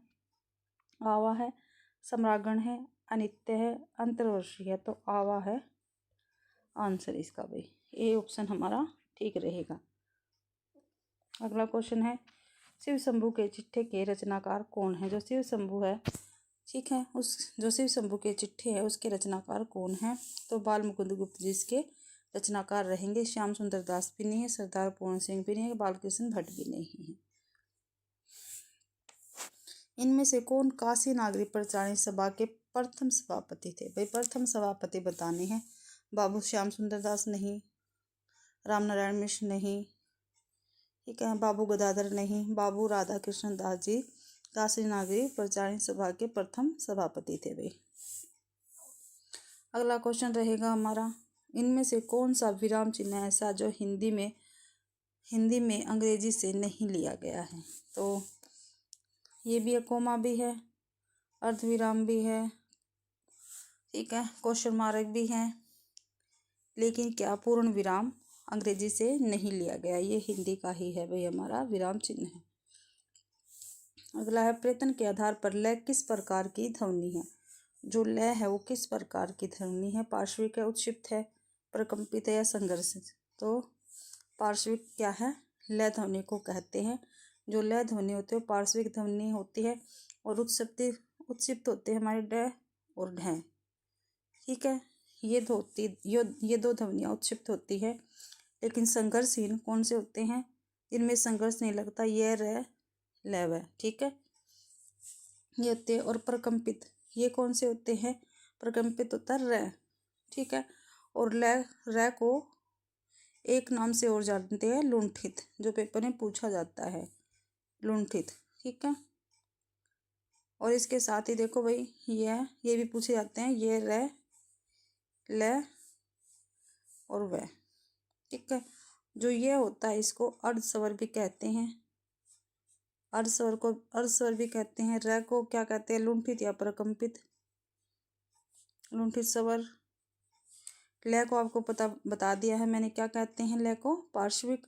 और वह को अर्ध स्वर कहा जाता है। तो इनको अच्छी प्रकार से कहीं पर आप नोट कर लेना, ये पेपर में पूछे जाते हैं। ठीक है, अगला क्वेश्चन है आपका, निम्न में से कौन सा शब्द अलंकार नहीं है? तो कौन सा शब्द अलंकार नहीं है भाई, वो बताना है। सलेश है, विप्सा है, उपरोक्ति है, लेकिन उपमा नहीं है। ये अर्थालंकार है। रस उत्तर की व्याख्या करते हुए अभिव्यक्तिवाद की स्थापना किस आचार्य ने की है? तो भट्टनायक जो है, ठीक है, इन्होंने जब रस उत्तर की व्याख्या की थी तो भाई किसकी स्थापना की थी? तो भुक्तिवाद या भोगवाद की थी। ठीक है, किसने? भट्टनायक ने। और भट्टलोलट ने उत्पत्तिवाद की थी, उत्पत्तिवाद। ठीक है, और जो हमारे शंकुक है, इन्होंने की थी, शंकुक ने की थी अनुमतिवाद, अनुमतिवाद। और इसके साथ साथ इनका श्री शंकुक का चित्ततृंग न्याय भी काफ़ी फेमस है। आपको ये अच्छी प्रकार से ध्यान में रखना है, पूछा जाता है। तो लेते चित्ततृंग न्याय किसका है? तो श्री शंकुक का है। और हमारा जो बच गया अभिव्यक्तिवाद की स्थापना अभिनव गुप्त ने की थी। भाई मैंने आपको बता दिया, जो भट्टनायक है इन्होंने भुक्तिवाद या भोगवाद की थी, श्री शंकुक ने अनुमतिवाद, और इनके न्याय सूत्र चित्ततृंग न्याय सूत्र भी भाई क्या है, इसकी स्थापना भी इन्होंने की थी। और भट्टलोलट ने उत्पत्तिवाद की थी, अभिनव गुप्त ने अभिव्यक्तिवाद की थी। अगला क्वेश्चन है 11वां, प्रकाशन वर्ष के अनुसार निम्नलिखित रचनाओं का सही अनुक्रम हमें बताना है भाई। तो पहले देखते हैं बृहदेश्वर बाहुबली रास। ठीक है, किसकी रचना है? ये शालिभद्र सूरि की है, और ये आदिकाल की हमारी रचनाएं हैं। इसका प्रकाशन 1185 में हुआ था। ठीक है, और सावका 4 की 1933 देवसेन की है ये। और चंद्रमाला रास भाई, और जो सावका 4 है, इसको भी हिंदी की प्रथम रचना कहा जाता है। ठीक है, और जो चंद्रमाला रास है, इसके कवि का क्या नाम है? आसगु कवि है, चंद्रमाला रास आसगु। ठीक है, 1200 ईस्वी में इसका प्रकाशन हुआ था, और रविंद्र गिरी का 1231 में भाई। और विजय सेन सूरि क्या है? इसके रचनाकार हैं। ठीक है, तो 1933 यानी सावका 4 क्या सबसे पहले आएगा, क्योंकि हिंदी की प्रथम रचना है ये। तो डी ऑप्शन हमारा ठीक रहेगा। पहले सावका 4, फिर बृहदेश्वर बाहुबली रास, फिर 1200 ईस्वी चंद्रमाला रास, फिर 1231 रेवंत गिरी रास भी। अगला क्वेश्चन है हमारा, अलंकार संप्रदाय से संबंधित अलंकारों का सही कालक्रम बताना है भाई। तो हमें सही कालक्रम बताना है। तो अलंकार सर्वस्व ये किसका है? एक मिनट रुको भाई, यहाँ पे लिख लेते हैं बीच में। जो अलंकार सर्वस्व है, ये है, जो हमारे अलंकार सर्वस्व है वो है रुपये का, और 12वीं सदी का है भाई ये। ठीक है, और अलंकार कौस्तुकम, जो अलंकार कौस्तुकम है, ठीक है, ये विश्वेश्वर पंडित का है, विश्वेश्वर पंडित का है। और अलंकार सार संग्रह है हमारा उद्भट का, और ये है भाई 8वीं सदी के। और जो हमारा काव्य अलंकार है, ये है भामा का, ये है 7वीं के। तो पहले भामा आएंगे 7वीं के। तो काव्य अलंकार सार दे रखा, फिर काव्य अलंकार दे रखा है, तो 2 ऑप्शन तो यही कट गए हमारे। ठीक है, तो काव्य अलंकार, सॉरी ये नहीं कटेगा, ये कटेगा। इसके बाद आएगा भाई हमारा जो काव्य अलंकार सार। ठीक है, काव्य अलंकार सार कब का है हमारा? काव्य अलंकार सार है हमारा भाई उद्भट का है, और 8वीं का। 7वीं का हमारा हो गया काव्य अलंकार, फिर काव्य अलंकार सार हो गया 8वीं का। तो डी ऑप्शन हमारा ठीक रहेगा। अगला क्वेश्चन है भाई, जन्म काल के अनुसार निम्नलिखित पाश्चात्य आलोचकों का सही अनुक्रम लगाना है। जो कोलरिज है उसका भाई 1772, मैथ्यू आर्नल्ड का 1882, क्रोचे का हो गया 1866 और जॉन ड्रायन का है 1631। तो सबसे पहले जॉन ड्रायन आएंगे, तो डी ऑप्शन हमारा ठीक रहेगा। ये भी नहीं, ये भी नहीं, ये भी नहीं, ठीक है। और जो क्रोचे और जॉन ड्रायन है ये इटली से थे, और जो हमारे नहीं भी जॉन ड्रायन सॉरी ये यूनाइटेड किंगडम से थे, और कोलरिज भी यूनाइटेड किंगडम से थे, और मैथ्यू आर्नल्ड भी, और जो क्रोचे थे ये इटली से थे। अगला क्वेश्चन है, प्रकाशन वर्ष की दृष्टि से निम्नलिखित उपन्यासों का सही अनुक्रम हमें बताना है। घराव घटना ये 1893 ईस्वी का है, और भुवनेश्वर मिश्र जी का ये क्या है, एक उपन्यास है। और भाई ये जो उपन्यास है वो आत्मकथात्मक पद्धति का उपन्यास रहेगा। स्वतंत्र रमा और परतंत्र लक्ष्मी ये 1899 का है, और मेहता लज्जाराम शर्मा का है, ठीक है। 1899 का है भाई, ये 1899 का है। और भाई अद्भुत प्रायश्चित ये 1905 का है, ठीक है, रघुवीर साहे जी का है। और अंगूठी का नगीना है भाई 1918 का, ठीक है। तो इसके अकॉर्डिंग तो, और ये है भाई किशोरी लाल गोस्वामी का।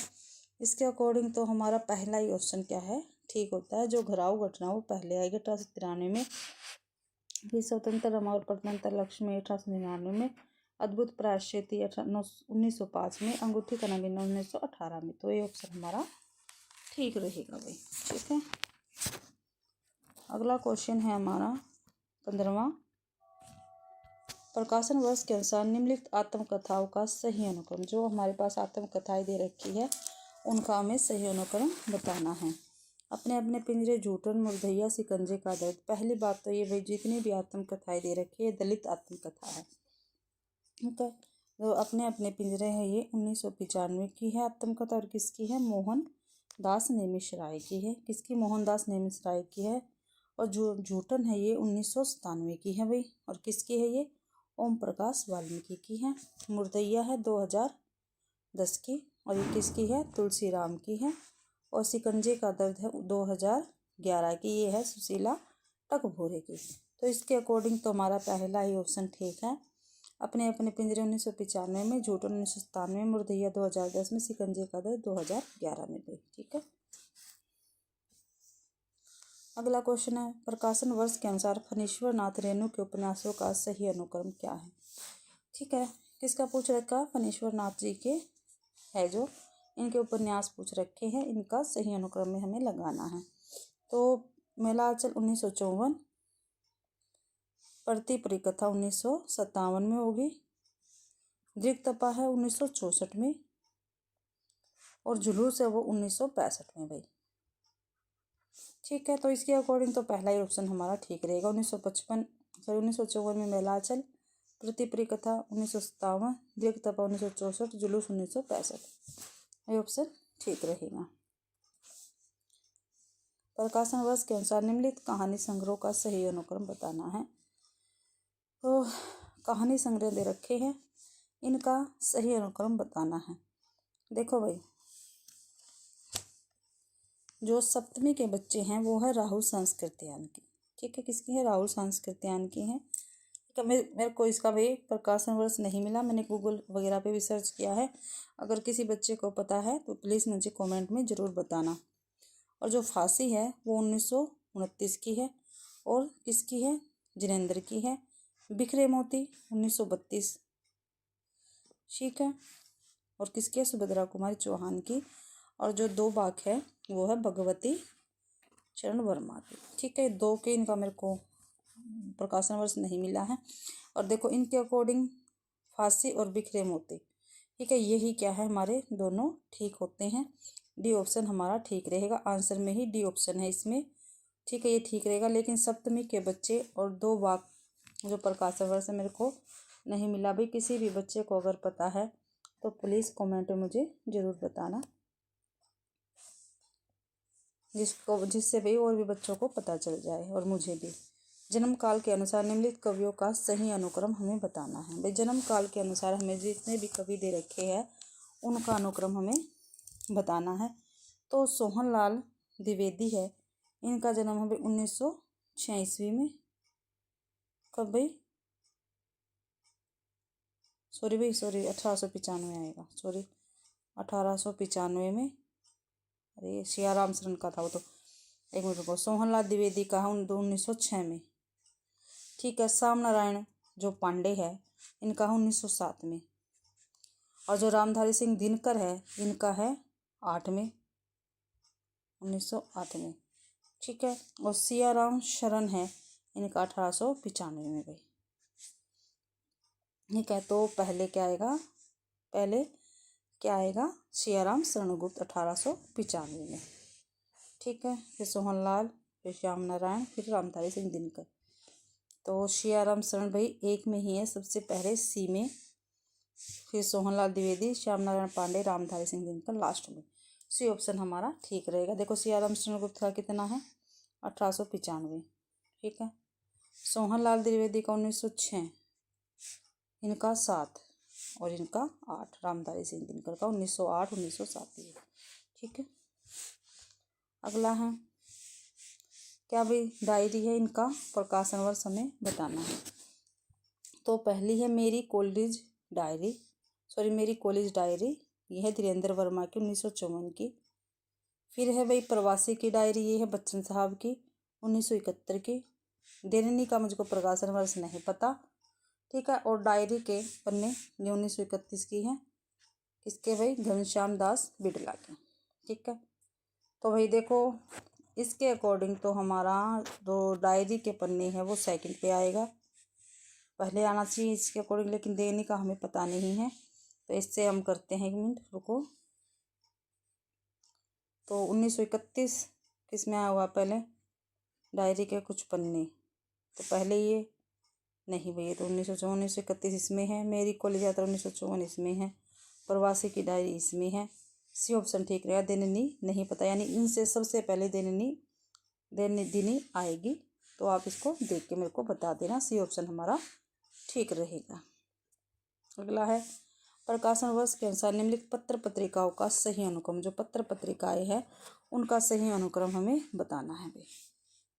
तो पहले है हरिश्चंद्र मैगजीन, ये है किसकी भाई? भारतेंदु हरिश्चंद्र की है ये, और 1873 में ये प्रकाशित हुई थी। और ये मासिक थी, कैसी थी? मासिक थी, और बनारस से प्रकाशित होती थी भाई, ठीक है। आनंद कादम्बिनी, ठीक है, इसका प्रकाशन हुआ था 1881 से। और किसने किया? चौधरी प्रेमघर ने किया था, बद्रीनारायण चौधरी प्रेमघर ने किया था। और ये मिर्जापुर से निकलती थी, ये भी क्या थी? मासिक थी भाई। नागरिक प्रचारणी पत्रिका 1896 ईस्वी, ठीक है, ये काशी से निकलती थी। और इसका प्रकाशन 3 ने किया भाई, काफ़ी बार पूछा गया, मैंने पिछली क्लासों में भी आपसे नोट करवाया है, अभी भी मैं आपको बता रही हूँ, लिख लेना, बोल रही हूँ। श्याम सुंदर दास, ठीक है, राम नारायण मिश्र और शिव कुमार सिंह, ये नागरिक प्रचारणी पत्रिका के संपादक थे भाई। और जो सरस्वती है इसका प्रकाशन हुआ था 1900 में। और ये भी मासिक थी और काशी से निकलती थी। और किसने किया था? चिंतामणि घोष ने किया था भाई। तो इसके अकॉर्डिंग तो यही क्या है हमारा ऑप्शन ठीक रहेगा, पहला ही, ठीक है। 1873 में हरीश मैगजीन जो हरिश्चंद्र जी ने निकाली थी। आनंद कादम्बिनी 1881, चौधरी प्रेमघर ने, ठीक है। नागरिक प्रचारणी पत्रिका 1896, श्याम सुंदर दास, राम नारायण मिश्र और शिव कुमार ने, ठीक है।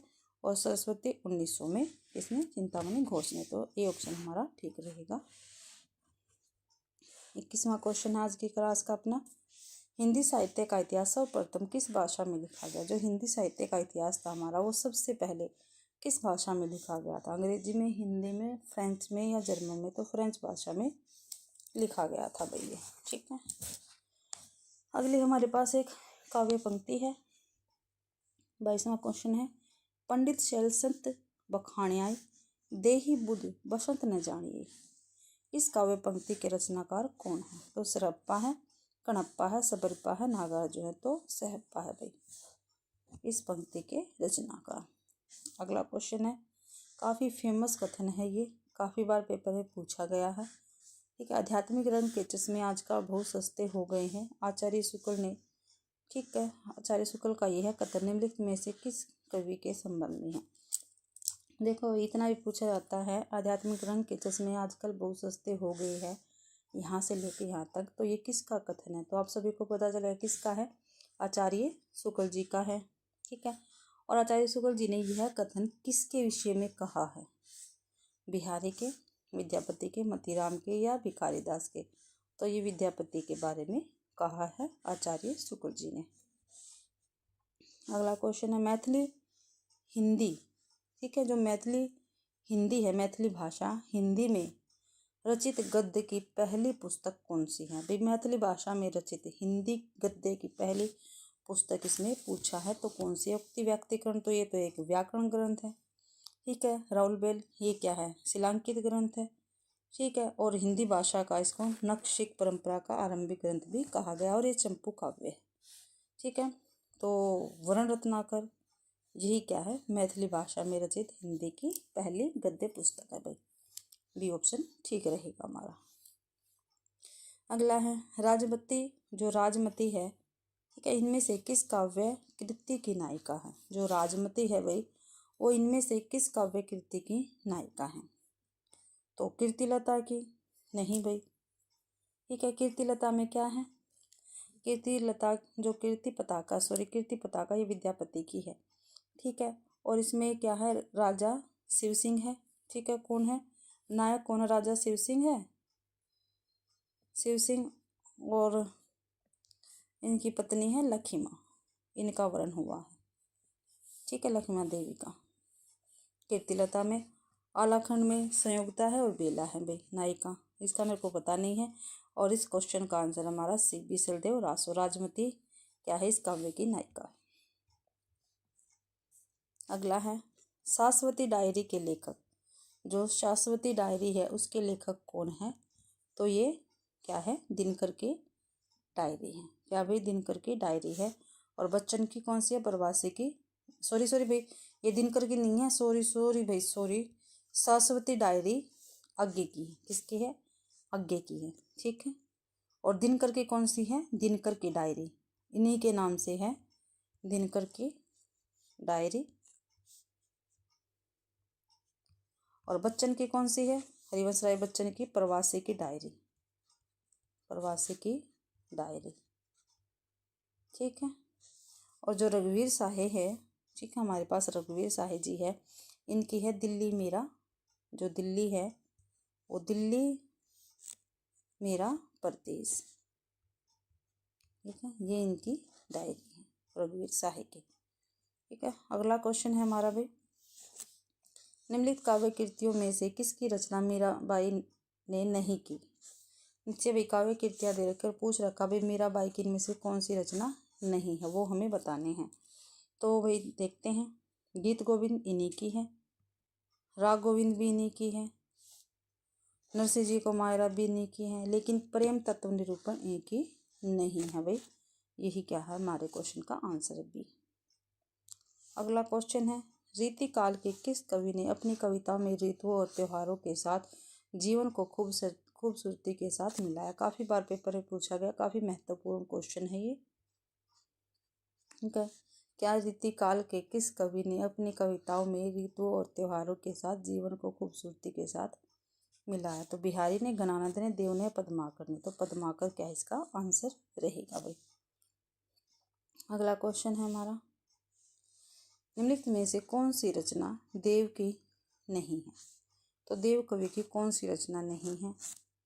तो कवि कुल कल्पद्रुम यही नहीं है, यही किसकी है, चिंतामणि की है भाई, किसकी है, चिंतामणि की है। ठीक है, भाव विलास, भवानी विलास और अष्टयाम, ये किसकी है, देव कवि की रचना है। तो पहला ही ऑप्शन हमारे इस क्वेश्चन का आंसर रहेगा। अगला क्वेश्चन है, और इस क्लास का ये हमारा लास्ट क्वेश्चन है। आप सभी को पता है क्लास में मैं आपको 30 क्वेश्चन करवाती हूँ। तो सूर समाना चंद में देहु किया घर एक।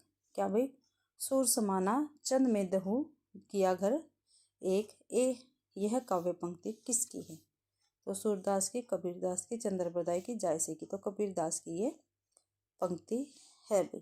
ठीक है, किस छंद में लिखी है? जो रास पंचाध्यायी है भाई वो किस छंद में लिखी गई है ये हमें बताना है। ठीक है, तो ए रोला, बी दोहा, सी सोटा, डी चौपाई। तो रास पंचाध्यायी भी रोला छंद में लिखी गई है। आगे है 1132वां क्वेश्चन है, यानी आज की क्लास का दूसरा क्वेश्चन रहेगा। निम्नलिखित में से कौन राधा वल्लभ संप्रदाय का प्रवर्तक है? ठीक है, इनमें से कौन सा ऐसा है भाई जो राधा संप्रदाय का प्रवर्तक है? तो ए वल्लभाचार्य, बी हित हरिवंश, सी गोविंद स्वामी या डी छीत स्वामी। तो भाई बी ऑप्शन अपना ठीक रहेगा। जो हित हरिवंश है वो राधा वल्लभ संप्रदाय जी के प्रवर्तक रहेंगे। और वल्लभाचार्य क्या है? ये पुष्टि, जो हमारा पुष्टि मार्ग है उसके प्रवर्तक रहेंगे, यानी वल्लभ संप्रदाय के प्रवर्तक। ठीक है, और वल्लभाचार्य, गोविंद स्वामी और छीत स्वामी ये तीनों ही वल्लभाचार्य संप्रदाय के प्रवर्तक रहेंगे। और गोविंद स्वामी और छीत स्वामी भाई ये अष्टशाप के कवियों में आते हैं। ठीक है, और आप सभी को पता है अष्टशाप की स्थापना 1565 ईस्वी में, ठीक है, वल्लभाचार्य के पुत्र विठलनाथ ने की थी। आगे है तीसरा क्वेश्चन। प्रकृति के नाना रूपों के साथ केशव के हृदय का सामंजस्य कुछ भी न था। काफ़ी महत्वपूर्ण पंक्तियां हैं भैया। यह कथन किसका है? तो ए विश्वनाथ प्रसाद का, बी लाला भगवान दीन का, सी रामचंद्र शुक्ल का, डी महावीर प्रसाद द्विवेदी का। तो भाई ये कथन है रामचंद्र शुक्ल जी का। सी ऑप्शन अपना ठीक रहेगा। आगे है हमन है इश्क मस्ताना, हमन को होशियारी क्या, रहे आज़ाद या जग में, हमन दुनियादारी से यारी क्या। तो इन काव्य पंक्तियों के रचयिता कौन है? जो ये काव्य पंक्तियाँ दे रखी है इनके रचयिता पूछा है कौन है? तो ए अमीर खुसरो है, बी नज़ीर अकबराबादी है, सी उस्मान है या डी कबीर दास है। तो हमन है इश्क मस्ताना, हमन को होशियारी क्या, रहे आज़ाद या जग में, हमन दुनिया से यारी क्या। तो ये कबीर दास की पंक्तियाँ रहेंगी भी, और काव्य पंक्तियाँ हैं ये। अगला क्वेश्चन है हिंदू मग पर पाव न राखो, का बहुते जो हिंदी भाख्यो। तो ये काव्य पंक्ति किस बोली में रहेगी? तो ए ब्रिज में, बी भोजपुरी में, सी अवधी में, डी बुंदेली में। तो ये पंक्ति भाई अवधी भाषा में रहेगी। अगला क्वेश्चन है 1136वां। एक तनी हुई रस्सी है जिस पर मैं नाचता हूँ, पंक्ति के रचनाकार कौन है? तो भाई ये जो पंक्ति दे रखी है ऊपर, इसके रचनाकार हमें बताने हैं भाई कौन है। तो ए अज्ञे है, बी सर्वेश्वर दयाल सक्सेना, सी त्रिलोचन है, डी केदारनाथ अग्रवाल है। तो एक तनी हुई रस्सी है जिस पर मैं नाचता हूँ, इस पंक्ति के रचनाकार है अज्ञे जी। कौन है भाई? अज्ञे जी रहेंगे। और अज्ञे जी की भाई रचनाएं हैं भगनदूत, काफ़ी महत्वपूर्ण है, चिंता, इतेल्य, ठीक है, और हरी घास पर क्षण भर, ठीक है, ये अज्ञे जी की रहेंगी। और त्रिलोचन की है भाई धरती, गुलाब और बुलबुल, गुलाब और भाई बुलबुल, ठीक है, दिगंत काफ़ी महत्वपूर्ण है। ताप के ताए हुए दिन काफ़ी महत्वपूर्ण है त्रिलोचन जी की, ताप के ताए हुए दिन, ठीक है। और शब्द अरे एक और है उस जनपद का कवि हूँ, का कवि हूँ, काफ़ी महत्वपूर्ण है भाई ये। और शब्द इनकी, ये रचना इनकी काफ़ी महत्वपूर्ण रहेगी, ठीक है। जो सर्वेश्वर दयाल सक्सेना है इनका है खूंटियों पर टंगे लोग, काफ़ी बार पेपर में पूछा गया है। खूंटियों पर टंगे लो भाई, ठीक है। काठ की घंटियाँ,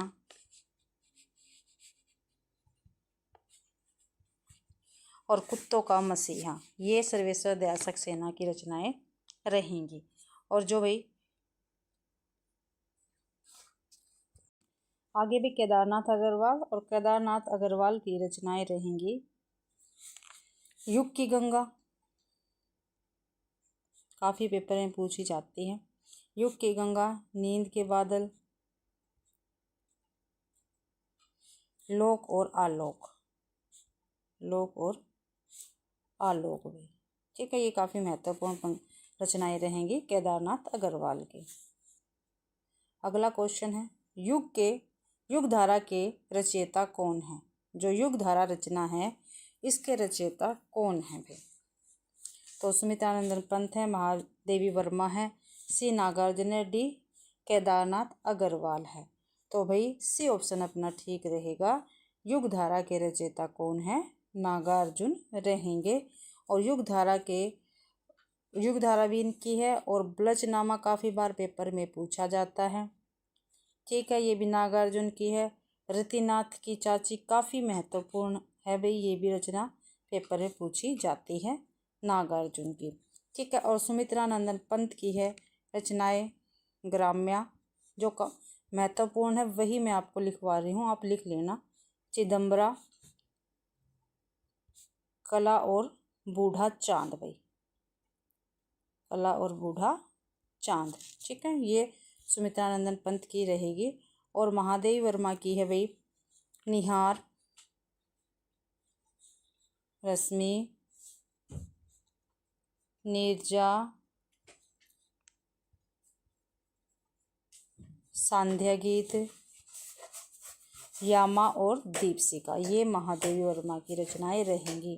ठीक है, केदारनाथ अग्रवाल की मैंने आपको पीछे भी बताई है। ठीक है, युग की धारा तो किसकी होगी? नागार्जुन की।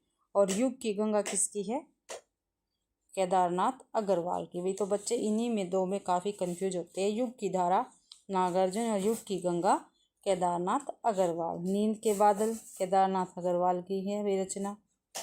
और लोक और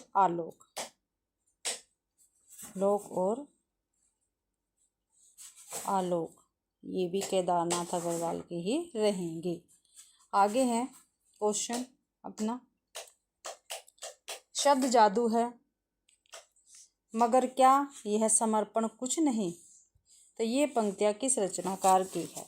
शब्द जादू है मगर क्या यह समर्पण कुछ नहीं, ये पंक्तियाँ किस रचनाकार की रहेगी? तो ए गजानंद माधव मुक्तिबोध की, बी सच्चिदानंद हीरानंद बादशाह अज्ञे की, सी शमशेर बहादुर सिंह की, डी रघुवीर शाही की। तो अपना बी ऑप्शन बिल्कुल ठीक रहेगा। शब्द जादू है मगर क्या यह समर्पण कुछ नहीं, यह पंक्ति सच्चिदानंद हीरानंद बादशाह अज्ञे की रहेगी भाई।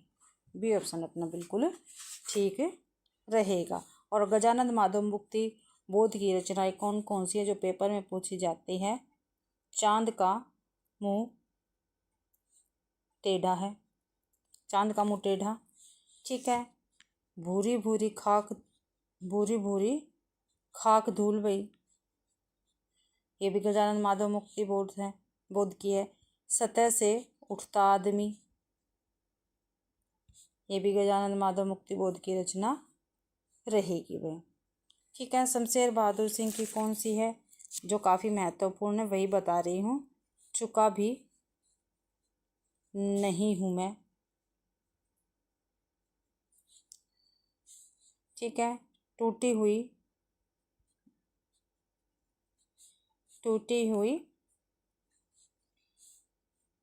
और कुछ पत्ते कुछ चिट्ठियाँ। नहीं भैया, कुछ पत्ते कुछ चिट्ठियाँ तो रघुवीर शाही की है, लोग भूल गए, हंसो हंसो जल्दी हंसो, और कुछ पत्ते कुछ चिट्ठियाँ, ये रघुवीर शाही की रहेगी। और अज्ञे जी की मैंने पीछे भी बताई थी, चिंता, इतेलम, ठीक है, भगनदूत, हरिघास पर शनबर, ये अज्ञे जी की महत्वपूर्ण रचनाएं रहेंगी भी। अगला क्वेश्चन है, बीती विभावरी जाग रही, अंबर पनघट में डुबो रही, तारा घट उषा नाग रही। तो उपयुक्त पंक्ति जयशंकर प्रसाद के किस काव्य संग्रह में संकलित है? तो भाई देखो, बीती विभावरी जाग रही, अंबर पनघट में डुबो रही, तारा घट उषा नाग रही। तो ये पंक्ति किसकी रहेगी? तो ये पंक्ति है जयशंकर प्रसाद जी की। अब पूछिए ये जयशंकर प्रसाद के कौन से काव्य में है। तो ए प्रेम पथिक, बी झरना, सी कानन कुसुम या डी लहर। तो भाई जितने भी ये रचनाएं दे रखी है चारों की चारों ये जयशंकर प्रसाद की रचना रहेगी। और जयशंकर प्रसाद की रचना में से लहर से ये काव्य पंक्ति ली गई है। बीती विवारी जागरी, अंबर पनघट में डुबो रही, तारा घटुषा नागरी। तो डी ऑप्शन अपना बिल्कुल ठीक रहेगा। आगे क्वेश्चन है, अंधा कुआं किसकी नाट्य कृति है। जो अंधा कुआं है ये किसकी नाट्य कृति है। और अंधा कुआं का प्रकाशन हुआ था भाई 1955 में। ठीक है, तो ए धर्मवीर भारती की, बी लक्ष्मी नारायण लाल की, या सी मोहन राकेश की, डी सुरेंद्र वर्मा की। ठीक है, और अंधा कुआं क्या है, इसकी विधा क्या रहेगी, नाट्य यानी नाटक विधा से ये रहेगा अंधा कुआं। तो धर्मवीर भारती का सबसे महत्वपूर्ण नाटक कौन सा है, ये है अंधा युग भाई। अंधा युग किसका है, धर्मवीर भारती का है। और अंधा कुआं किसका है, यह लक्ष्मी नारायण लाल का रहेगा। बी ऑप्शन हमारा ठीक है। और अंधा कुआं, मादा करैक्टर, सूखा बरगद, ठीक है, ये सभी किसके, लक्ष्मी नारायण लाल के क्या है, नाटक रहेंगे भाई। ठीक है, और मोहन राकेश का कौन सा है, एक आषाढ़ का एक दिन हो गया। ठीक है, ये मोहन राकेश का है, आषाढ़ का एक दिन। मोहन राकेश का लहरों के राजहंस, आधे अधूरे। ठीक है, ये मोहन राकेश का है। और इनका जो अधूरा था नाटक वो है पैरों तले की जमीन। ये काफ़ी बार पूछा जाता है, जो पैरों तले की जमीन है वो किसका नाटक है जो कि अधूरा था। तो ये मोहन राकेश का नाटक है। और इसको किसने पूरा किया है, तो इसने भाई कमलेश्वर ने इसको पूरा किया है, पैरों तले की जमीन को। ठीक है, और ये क्या है, नाटक विधा से है और मोहन राकेश का रहेगा। ठीक है, सुरेंद्र वर्मा जो है इनके कौन कौन से नाटक है, इनका है सेतुबंध, द्रौपदी जो काफ़ी महत्वपूर्ण नाटक है, आठवां सर्ग ये भी काफ़ी महत्वपूर्ण नाटक है, सूर्य की अंतिम किरण से सूर्य की पहली किरण तक ये भी काफ़ी महत्वपूर्ण नाटक, और ये सुरेंद्र वर्मा के नाटक रहेंगे भाई। ठीक है, तो अंधा कुआं लक्ष्मी नारायण लाल का नाटक है भाई। अगला क्वेश्चन है, मल्लिका किस नाटक की पात्रा है। जो मल्लिका है वो किस नाटक की पात्र है वो हमें बताना है। तो माधवी, बी है सूर्य की अंतिम किरण से सूर्य की पहली किरण तक, आषाढ़ का एक दिन, और डी है आठवां सर्ग भाई। तो सी ऑप्शन अपना ठीक है, आषाढ़ का एक दिन। ठीक है, इसकी मल्लिका क्या है, पात्र है। ठीक है, और ये मोहन राकेश का नाटक रहेगा, किसका भी, मोहन राकेश का नाटक रहेगा, आषाढ़ का एक दिन। और आठवां सर्ग मैंने किसका नाटक बताया था अभी ऊपर, सुरेंद्र वर्मा का भी। ठीक है, और कालिदास भी इसका पात्र है भी, आषाढ़ का एक दिन का। माधवी किसका नाटक है, ये भीष्म साहनी जी का रहेगा, भीष्म साहनी। ठीक है, सूर्य की अंतिम किरण से सूर्य की पहली किरण तक ये नाटक किसका, ये भी सुरेंद्र वर्मा का नाटक रहेगा। तो मल्लिका किस नाटक की पात्रा है, आषाढ़ का एक दिन की। आगे है, निम्नलिखित में से कौन सी कहानी राजेश सेठ की नहीं है भाई। ठीक है, राजेश सेठ की नीचे 3 कहानियां दे रखी है, एक कहानी ऐसी है जो राजेश सेठ की नहीं है, वो हमें बतानी है। तो ए समानांतरण चलते हुए, ये तो राजेश सेठ की है। अपने दायरे, ये भी राजेश सेठ की कहानी है। गलत होता पंचतंत्र, ये भी राजेश सेठ की कहानी है। जो जानवी है ये राजेश सेठ की कहानी नहीं है भाई। जानवी ये किसकी है, ये जनेंद्र, जो जनेंद्र है उनकी कहानी रहेगी, जनेंद्र कुमार की जानवी कहानी है भाई।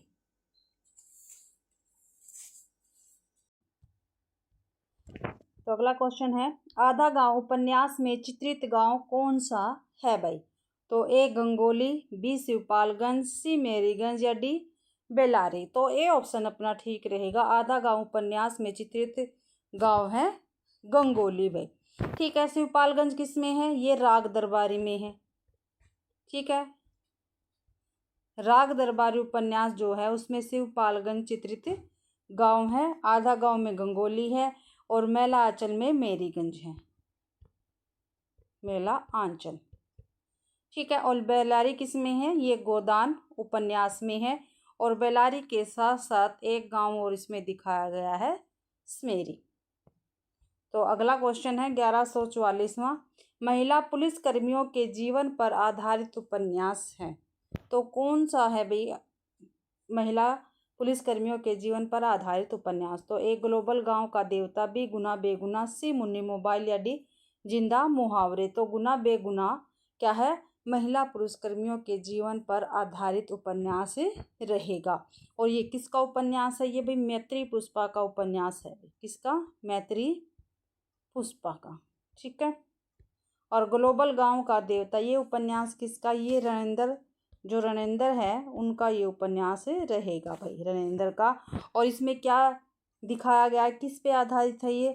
तो ये भाई आदिवासियों और वनवासियों के जीवन पर। जो आदिवासी है,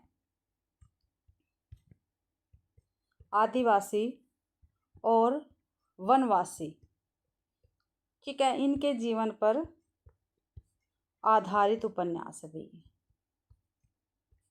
कौन सा? ग्लोबल गांव का देवता, और रणेंद्र इसके रहेंगे। और मुन्नी मोबाइल, ठीक है, जो मुन्नी मोबाइल है भाई प्रदीप सौरभ का उपन्यास है। किसका? प्रदीप सौरभ का उपन्यास है। और इसमें क्या दिखाया गया है भाई? इसमें दिखाया गया जो समकालीन सच्चाइयों के बदवार चेहरे की शिनाख्त करता उपन्यास है भाई, ये आपको ध्यान रखना है। ठीक है। और जिंदा मुहावरे, ये नासिरा शर्मा का है, जिंदा मुहावरे उपन्यास। ठीक है, नासिरा शर्मा का है। इसमें क्या है? सांप्रदायिकता का चित्रण किया गया है। जिंदा मुहावरे में क्या है? सांप्रदायिकता का चित्रण किया गया है। ठीक है। अगला है क्वेश्चन, छप्पर के लेखक कौन है? जो छप्पर है इसके लेखक कौन है भाई? तो ये हमें बताना है। तो ए ओम प्रकाश वाल्मीकि, बी मोहनदास नेमिशराय, सी सूरजपाल चौहान, डी प्रकाश करदम। तो डी ऑप्शन अपना ठीक रहेगा। जो छप्पर है वो जय प्रकाश करदम का रहेगा भाई। ठीक है। ओम प्रकाश वाल्मीकि का क्या है? जूठन, जो काफ़ी महत्वपूर्ण है भाई इनकी रचना। मोहनदास नेमिशराय का अपने अपने पिंजरे, ठीक है, अपने अपने पिंजरे हैं। सूरजपाल चौहान का क्या है? तिरस्कृत। ठीक है, ये रचनाएं सभी किनकी है? इन्हीं की रहेंगी, आपको ध्यान रखना है। नेक्स्ट क्वेश्चन है, निम्नलिखित में से कौन सी उक्ति निबंधकार रामचंद्र शुक्ल जी की नहीं है भाई? तो ए है हृदय प्रसार का सम्मारक सतम काव्य है। देखते हैं, काव्य एक अखंड तत्व या शक्ति है जिसकी गति अमर है। तो ये बिल्कुल ठीक है, रामचंद्र शुक्ल की पंक्ति रहेगी। श्रद्धा और प्रेम के योग का नाम भक्ति है, ये भी रामचंद्र शुक्ल की पंक्ति रहेगी भाई। धर्म की रसात्मक अनुभूति का नाम भक्ति है, ये भी रामचंद्र शुक्ल जी की पंक्ति रहेगी। जो ए है ये रामचंद्र शुक्ल जी की पंक्ति नहीं है, इसलिए हमारा ए ऑप्शन बिल्कुल ठीक रहेगा। आगे है भाई नेक्स्ट क्वेश्चन 1147, इनमें से कौन सा एकांकी भुवनेश्वर प्रसाद का है? भाई जो नीचे एकांकी दे रखी है इनमें से कौन सा एक ऐसा एकांकी है जो भुवनेश्वर प्रसाद का है भाई? तो ये हमें बताना है। तो राजपूत की हार, लक्ष्मी का स्वागत, सी सबसे बड़ा आदमी, या डी स्ट्राइक। तो डी ऑप्शन ठीक है, जो स्ट्राइक है वो भुवनेश्वर प्रसाद जी की एकांकी रहेगी। ठीक है। जो राजपूत की हार है ये एकांकी किसकी है? तो ये एकांकी है भाई सुदर्शन की। किसकी है? सुदर्शन की रहेगी। और सबसे बड़ा आदमी ये एकांकी किसकी है? तो ये भगवती चरण वर्मा की एकांकी रहेगी, आपको ध्यान रखना है। सबसे बड़ा आदमी एकांकी किसकी है? भगवती चरण वर्मा की है। ठीक है। और लक्ष्मी का स्वागत, ठीक है, ये एकांकी किसकी है? तो ये उपेंद्र नाथ अष्ट जी हैं उनकी ये एकांकी रहेगी, लक्ष्मी का स्वागत पे। तो अगला क्वेश्चन है, आगे देखते हैं भाई क्वेश्चन में क्या है। भारतेंदु बाबू हरिश्चंद्र का जीवन चरित्र, ये एक ग्रंथ है भाई। ठीक है। तो इसके रचनाकार पूछे, भारतेंदु बाबू हरिश्चंद्र का जीवन चरित्र, इस ग्रंथ के रचनाकार कौन हैं? तो ए राधा कृष्ण दास, बी श्याम सुंदर दास, सी श्रीधर पाठक, या डी महावीर प्रसाद द्विवेदी। तो राधा कृष्ण दास क्या है? भारतेंदु बाबू हरिश्चंद्र का जीवन चित्र ग्रंथ के रचनाकार रहेंगे। और उनके साथ साथ राधा कृष्ण दास के एक बहुत ही महत्वपूर्ण रचना है दुखनी बाला। ये काफ़ी पेपर में पूछी जाती है भाई, ठीक है। और जो श्याम सुंदर दास है, इनकी है हिंदी कोविद रत्नमाला, ठीक है। भाषा विज्ञान, ये सभी किसकी है? श्याम सुंदर दास की है। और श्रीधर पाठक की आप सभी को पता है एकांतवासी योगी, जो काफ़ी महत्वपूर्ण है। सांध्य अटन इनकी है, जो काफ़ी महत्वपूर्ण है। महावीर प्रसाद द्विवेदी के कौन कौन से ग्रंथ हैं? तो महावीर प्रसाद द्विवेदी के नाट्य शास्त्र काफ़ी महत्वपूर्ण है भाई ये, ठीक है। संपत्ति शास्त्र, जो पेपर में काफ़ी बार पूछा गया है, ठीक है, ये काफ़ी महत्वपूर्ण है। और आप सभी को पता है जो महावीर प्रसाद द्विवेदी जी हैं, इन्होंने 1903 ईस्वी में क्या है, जो सरस्वती पत्रिका हमारी, उसका संपादन किया था। और 1920 तक यही इसके संपादक रहे थे भाई, महावीर प्रसाद द्विवेदी। आगे देखते हैं नेक्स्ट क्वेश्चन। इनमें से कौन शिशु संवेदना की कहानी नहीं है? भाई शिशु संवेदना की कहानी इनमें से कौन सी नहीं है, वो हमें बतानी है। तो ये नादान दोस्त, बी चोरी, सी कजाकी या डी दो सखिया। तो दो सखिया जो है वो शिशु संवेदना की कहानी नहीं है। और चारों की चारों कहानियाँ किसकी है भाई? ये मुंशी प्रेमचंद्र जी की कहानियाँ रहेंगी। और दो सखिया जो कहानी है वो है नारी प्रधान पारिवारिक कहानी है भाई, ठीक है। नारी प्रधान है, ठीक है, और पारिवारिक कहानी रहेगी। नेक्स्ट क्वेश्चन है, विभक्ति विचार नामक पुस्तक की रचना किसने की थी? जो विभक्ति विचार है, ठीक है, उस पुस्तक की रचना किसने की थी वो हमें बताना। तो ए माधव प्रसाद मिश्र ने, बी महावीर प्रसाद द्विवेदी ने, सी गोविंद नारायण ने, या डी कामता प्रसाद गुरु ने। तो सी ऑप्शन अपना ठीक रहेगा, गोविंद नारायण ने विभक्ति विचार नामक पुस्तक की रचना की थी। महावीर प्रसाद द्विवेदी की मैंने आपको पुस्तक बता दी है ऊपर, नाट्य शास्त्र, संपत्ति शास्त्र और चरित्र चर्या, ये महावीर प्रसाद द्विवेदी की पुस्तक रहेंगी। कामता प्रसाद की काफ़ी महत्वपूर्ण पुस्तक है हिंदी व्याकरण। कौन सी है? हिंदी व्याकरण भाई, ठीक है। अगला क्वेश्चन है नेक्स्ट, काव्य सर्जन एक प्रकार के ईश्वरीय उन्माद परिणाम है। जो काव्य सर्जन है वो एक प्रकार का क्या है भाई? ईश्वरीय उन्माद का परिणाम है। तो यह कथन किसका है? तो ये कोलरिज का है, प्लेटो का है, अरस्तु का है, या क्रोचे का है। तो बी ऑप्शन अपना ठीक रहेगा, प्लेटो का ये कथन रहेगा, काव्य सर्जन एक प्रकार के ईश्वरीय उन्माद का परिणाम है भाई। नेक्स्ट क्वेश्चन है, जादुई यथार्थवाद यानी मैजिकल रिलीजम शब्द का सबसे पहले प्रयोग किसने किया था? तो ग्रेबियल गार्सिया मार्क्स ने, या जुआन रूफो ने, या सी फ्रेंच रोह ने, या जॉर्ज साइको ने। तो सी ऑप्शन अपना ठीक रहेगा, फ्रेंच रोह ने क्या है, जादुई यथार्थवाद का शब्द का सबसे पहले प्रयोग किया था। नेक्स्ट क्वेश्चन है, इनमें से कौन मार्क्सवादी विचारक नहीं है? इनमें से कौन ऐसे है जो मार्क्सवादी विचारक नहीं है वो हमें बताना है। तो जोसेफ एडिसन, बी लुकास, सी रोल्फ फॉक्स, या डी कोडवेल। तो ए ऑप्शन अपना ठीक रहेगा, जोसेफ एडिसन मार्क्सवाद के विचारक नहीं है। ये क्या थे? एक सामाजिक आलोचक थे भाई, क्या थे? सामाजिक आलोचक थे। नेक्स्ट क्वेश्चन है, थोड़ा सा ब्लर है तो आप एडजस्ट कर लेना। इनमें से कौन सा कथन सत्य है? जो सत्य कथन है वो हमें बताना है। तो प्लेटो की दृष्टि यथार्थ परक थी, अरस्तु की आदर्श परक। तो ये क्या है? गलत है, क्योंकि सत्य पूछा है। प्लेटो और अरस्तु दोनों की ही दृष्टि आदर्श परक थी, ये क्या है? गलत है, बी भी गलत है। प्लेटो की दृष्टि आदर्श परक थी, अरस्तु की यथार्थ परक, ये बिल्कुल ठीक है। तो अपना सी ऑप्शन ठीक रहेगा, डी भी क्या है? गलत है। तो सी ऑप्शन अपना बिल्कुल ठीक रहा, प्लेटो की दृष्टि क्या थी? आदर्श परक थी, और अरस्तु की यथार्थ परक भी।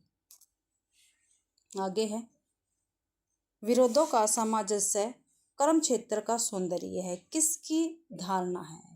या भी विरोधों का सामंजस्य कर्म क्षेत्र का सौंदर्य है, किसकी अवधारणा रहेगी? तो ये भी ए महावीर प्रसाद द्विवेदी की, बी रामचंद्र शुक्ल की, सी नगेंद्र की, डी रामविलास शर्मा की। तो ये रामचंद्र शुक्ल जी की क्या है? अवधारणा रहेगी। तो रामचंद्र शुक्ल जी की रचनाएं कौन कौन सी है भाई? तो सूरदास इन्हीं की रचना है। ठीक है। त्रिवेणी भी इन्हीं की रचना है। चिंतामणि ये भी इन्हीं की है भाई। और रसमीमांसा ये भी रामचंद्र शुक्ल जी की रचना रहेगी। और भाई मैंने महावीर प्रसाद द्विवेदी की भी बता दी, नगेंद्र की भी आपको पीछे रचना बता दी है। और रामविलास शर्मा की कौन कौन सी रहेगी, काफ़ी महत्वपूर्ण है। निराला की साहित्य साधना, क्या है भाई, निराला की साहित्य साधना काफ़ी महत्वपूर्ण इनकी रचना रहेगी। ठीक है। और एक रामचंद्र शुक्ल जी की बुक का नाम रह गया हिंदी साहित्य का इतिहास। अगला क्वेश्चन है, अभी क्वेश्चन है, निम्नलिखित में से सवकिया नायिका का भेद कौन सा नहीं है। तो सवकिया नायिका का भेद इनमें से कौन सा नहीं है वो हमें बताना। तो आपको ये देखना नहीं है, नहीं या है। तो ए मध्या, बी मुग्धा, सी प्रोढ़ा।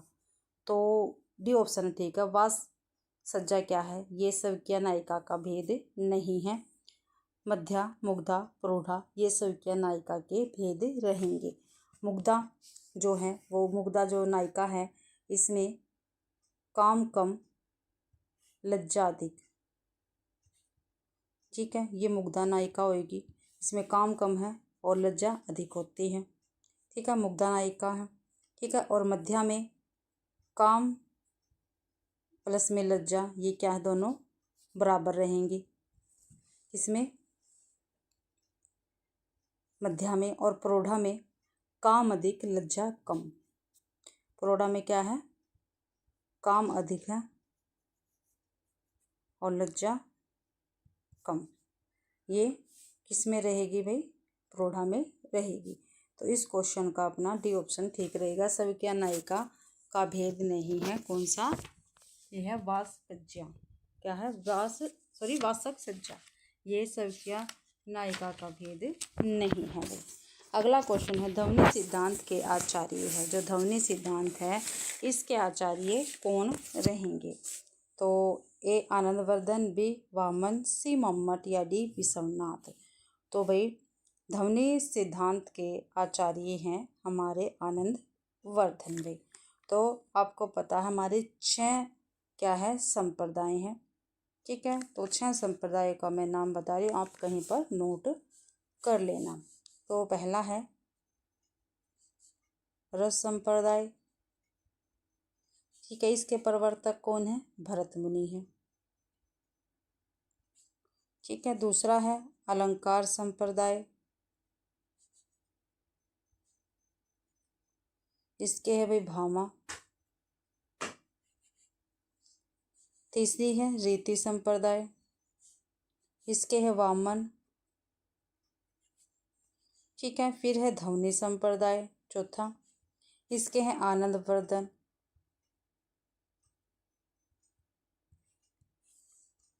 पांचवा है वक्रोक्ति संप्रदाय, इसके है भाई कुंतक। वक्रोक्ति के कौन है, कुंतक है। फिर है औचित्य संप्रदाय, इसके कौन है, क्षेमेंद्र रहेंगे।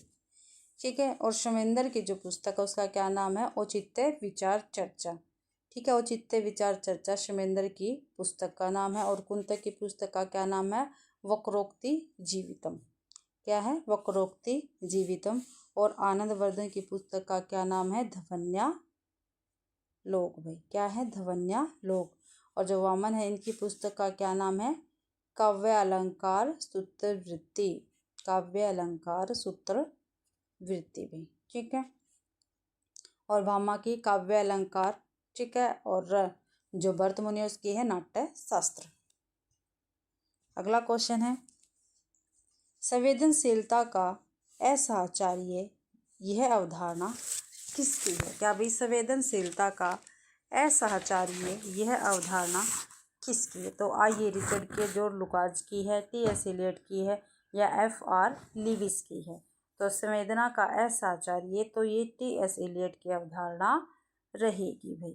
तो आइए रिचर्ड की जो महत्वपूर्ण जो हमारी पुस्तक है उसका क्या नाम है, जो रचना है इनकी रिचर्ड की, इनका प्रिंसिपल ऑफ लिटरेरी क्रिटिसिज्म। काफ़ी बार पेपर में पूछा गया प्रिंसिपल ऑफ लिटरेरी क्रिटिसिज्म भाई। और दूसरी है प्रैक्टिकल क्रिटिसिज्म।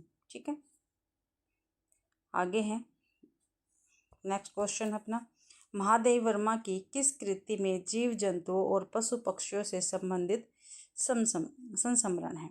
तो अतीत के चलचित्र, पथ के साथी, स्मृति की रेखाएं या मेरा परिवार। तो चारों की चारों जो है ये रचनाएं किसकी है? महादेवी वर्मा की है। और मेरा परिवार जो संस्मरण है इसमें जीव जंतु और पशुओं से संबंधित संस्मरण रहेंगे भाई। तो डी ऑप्शन अपना बिल्कुल ठीक रहेगा। नेक्स्ट क्वेश्चन है 1160 और आज की क्लास का अपना ये लास्ट क्वेश्चन रहेगा। भारतीय काव्य शास्त्र में रसगत दोषों की संख्या कितनी मानी गई? भाई रसगत दोष है यानी दोष है उसकी संख्या कितनी है? तो 5 है, 25 है, 10 है या 20 है? तो बी ऑप्शन अपना ठीक रहेगा। रस दोषों की संख्या कितनी है? 10 मानी गई है भाई। तो भाई इसी के साथ क्या है आज की अपनी क्लास कंप्लीट होती है। आशा करती हूँ आप सभी को ये क्लास पसंद आई होगी। और भाई आपको ये पता है जहाँ भी ये हिंदी साहित्य आता है, ठीक है, उसके लिए महत्वपूर्ण ये क्लास रहेगी। ये ओनली स्टेट टीजीटी पीजीटी के लिए नहीं है, जहाँ भी हमारा हिंदी साहित्य आता है उसके लिए काफ़ी महत्वपूर्ण क्लास रहने वाली है। तो प्लीज़ क्लास को शुरू से आखिरी तक देखा कीजिए, ठीक है। और क्लास को ज़्यादा से ज़्यादा शेयर करें, लाइक करें और कमेंट करना बिल्कुल भी ना भूलें। और चैनल को सब्सक्राइब ज़रूर करें। आप सभी का मेरी क्लास देखने के लिए बहुत बहुत धन्यवाद।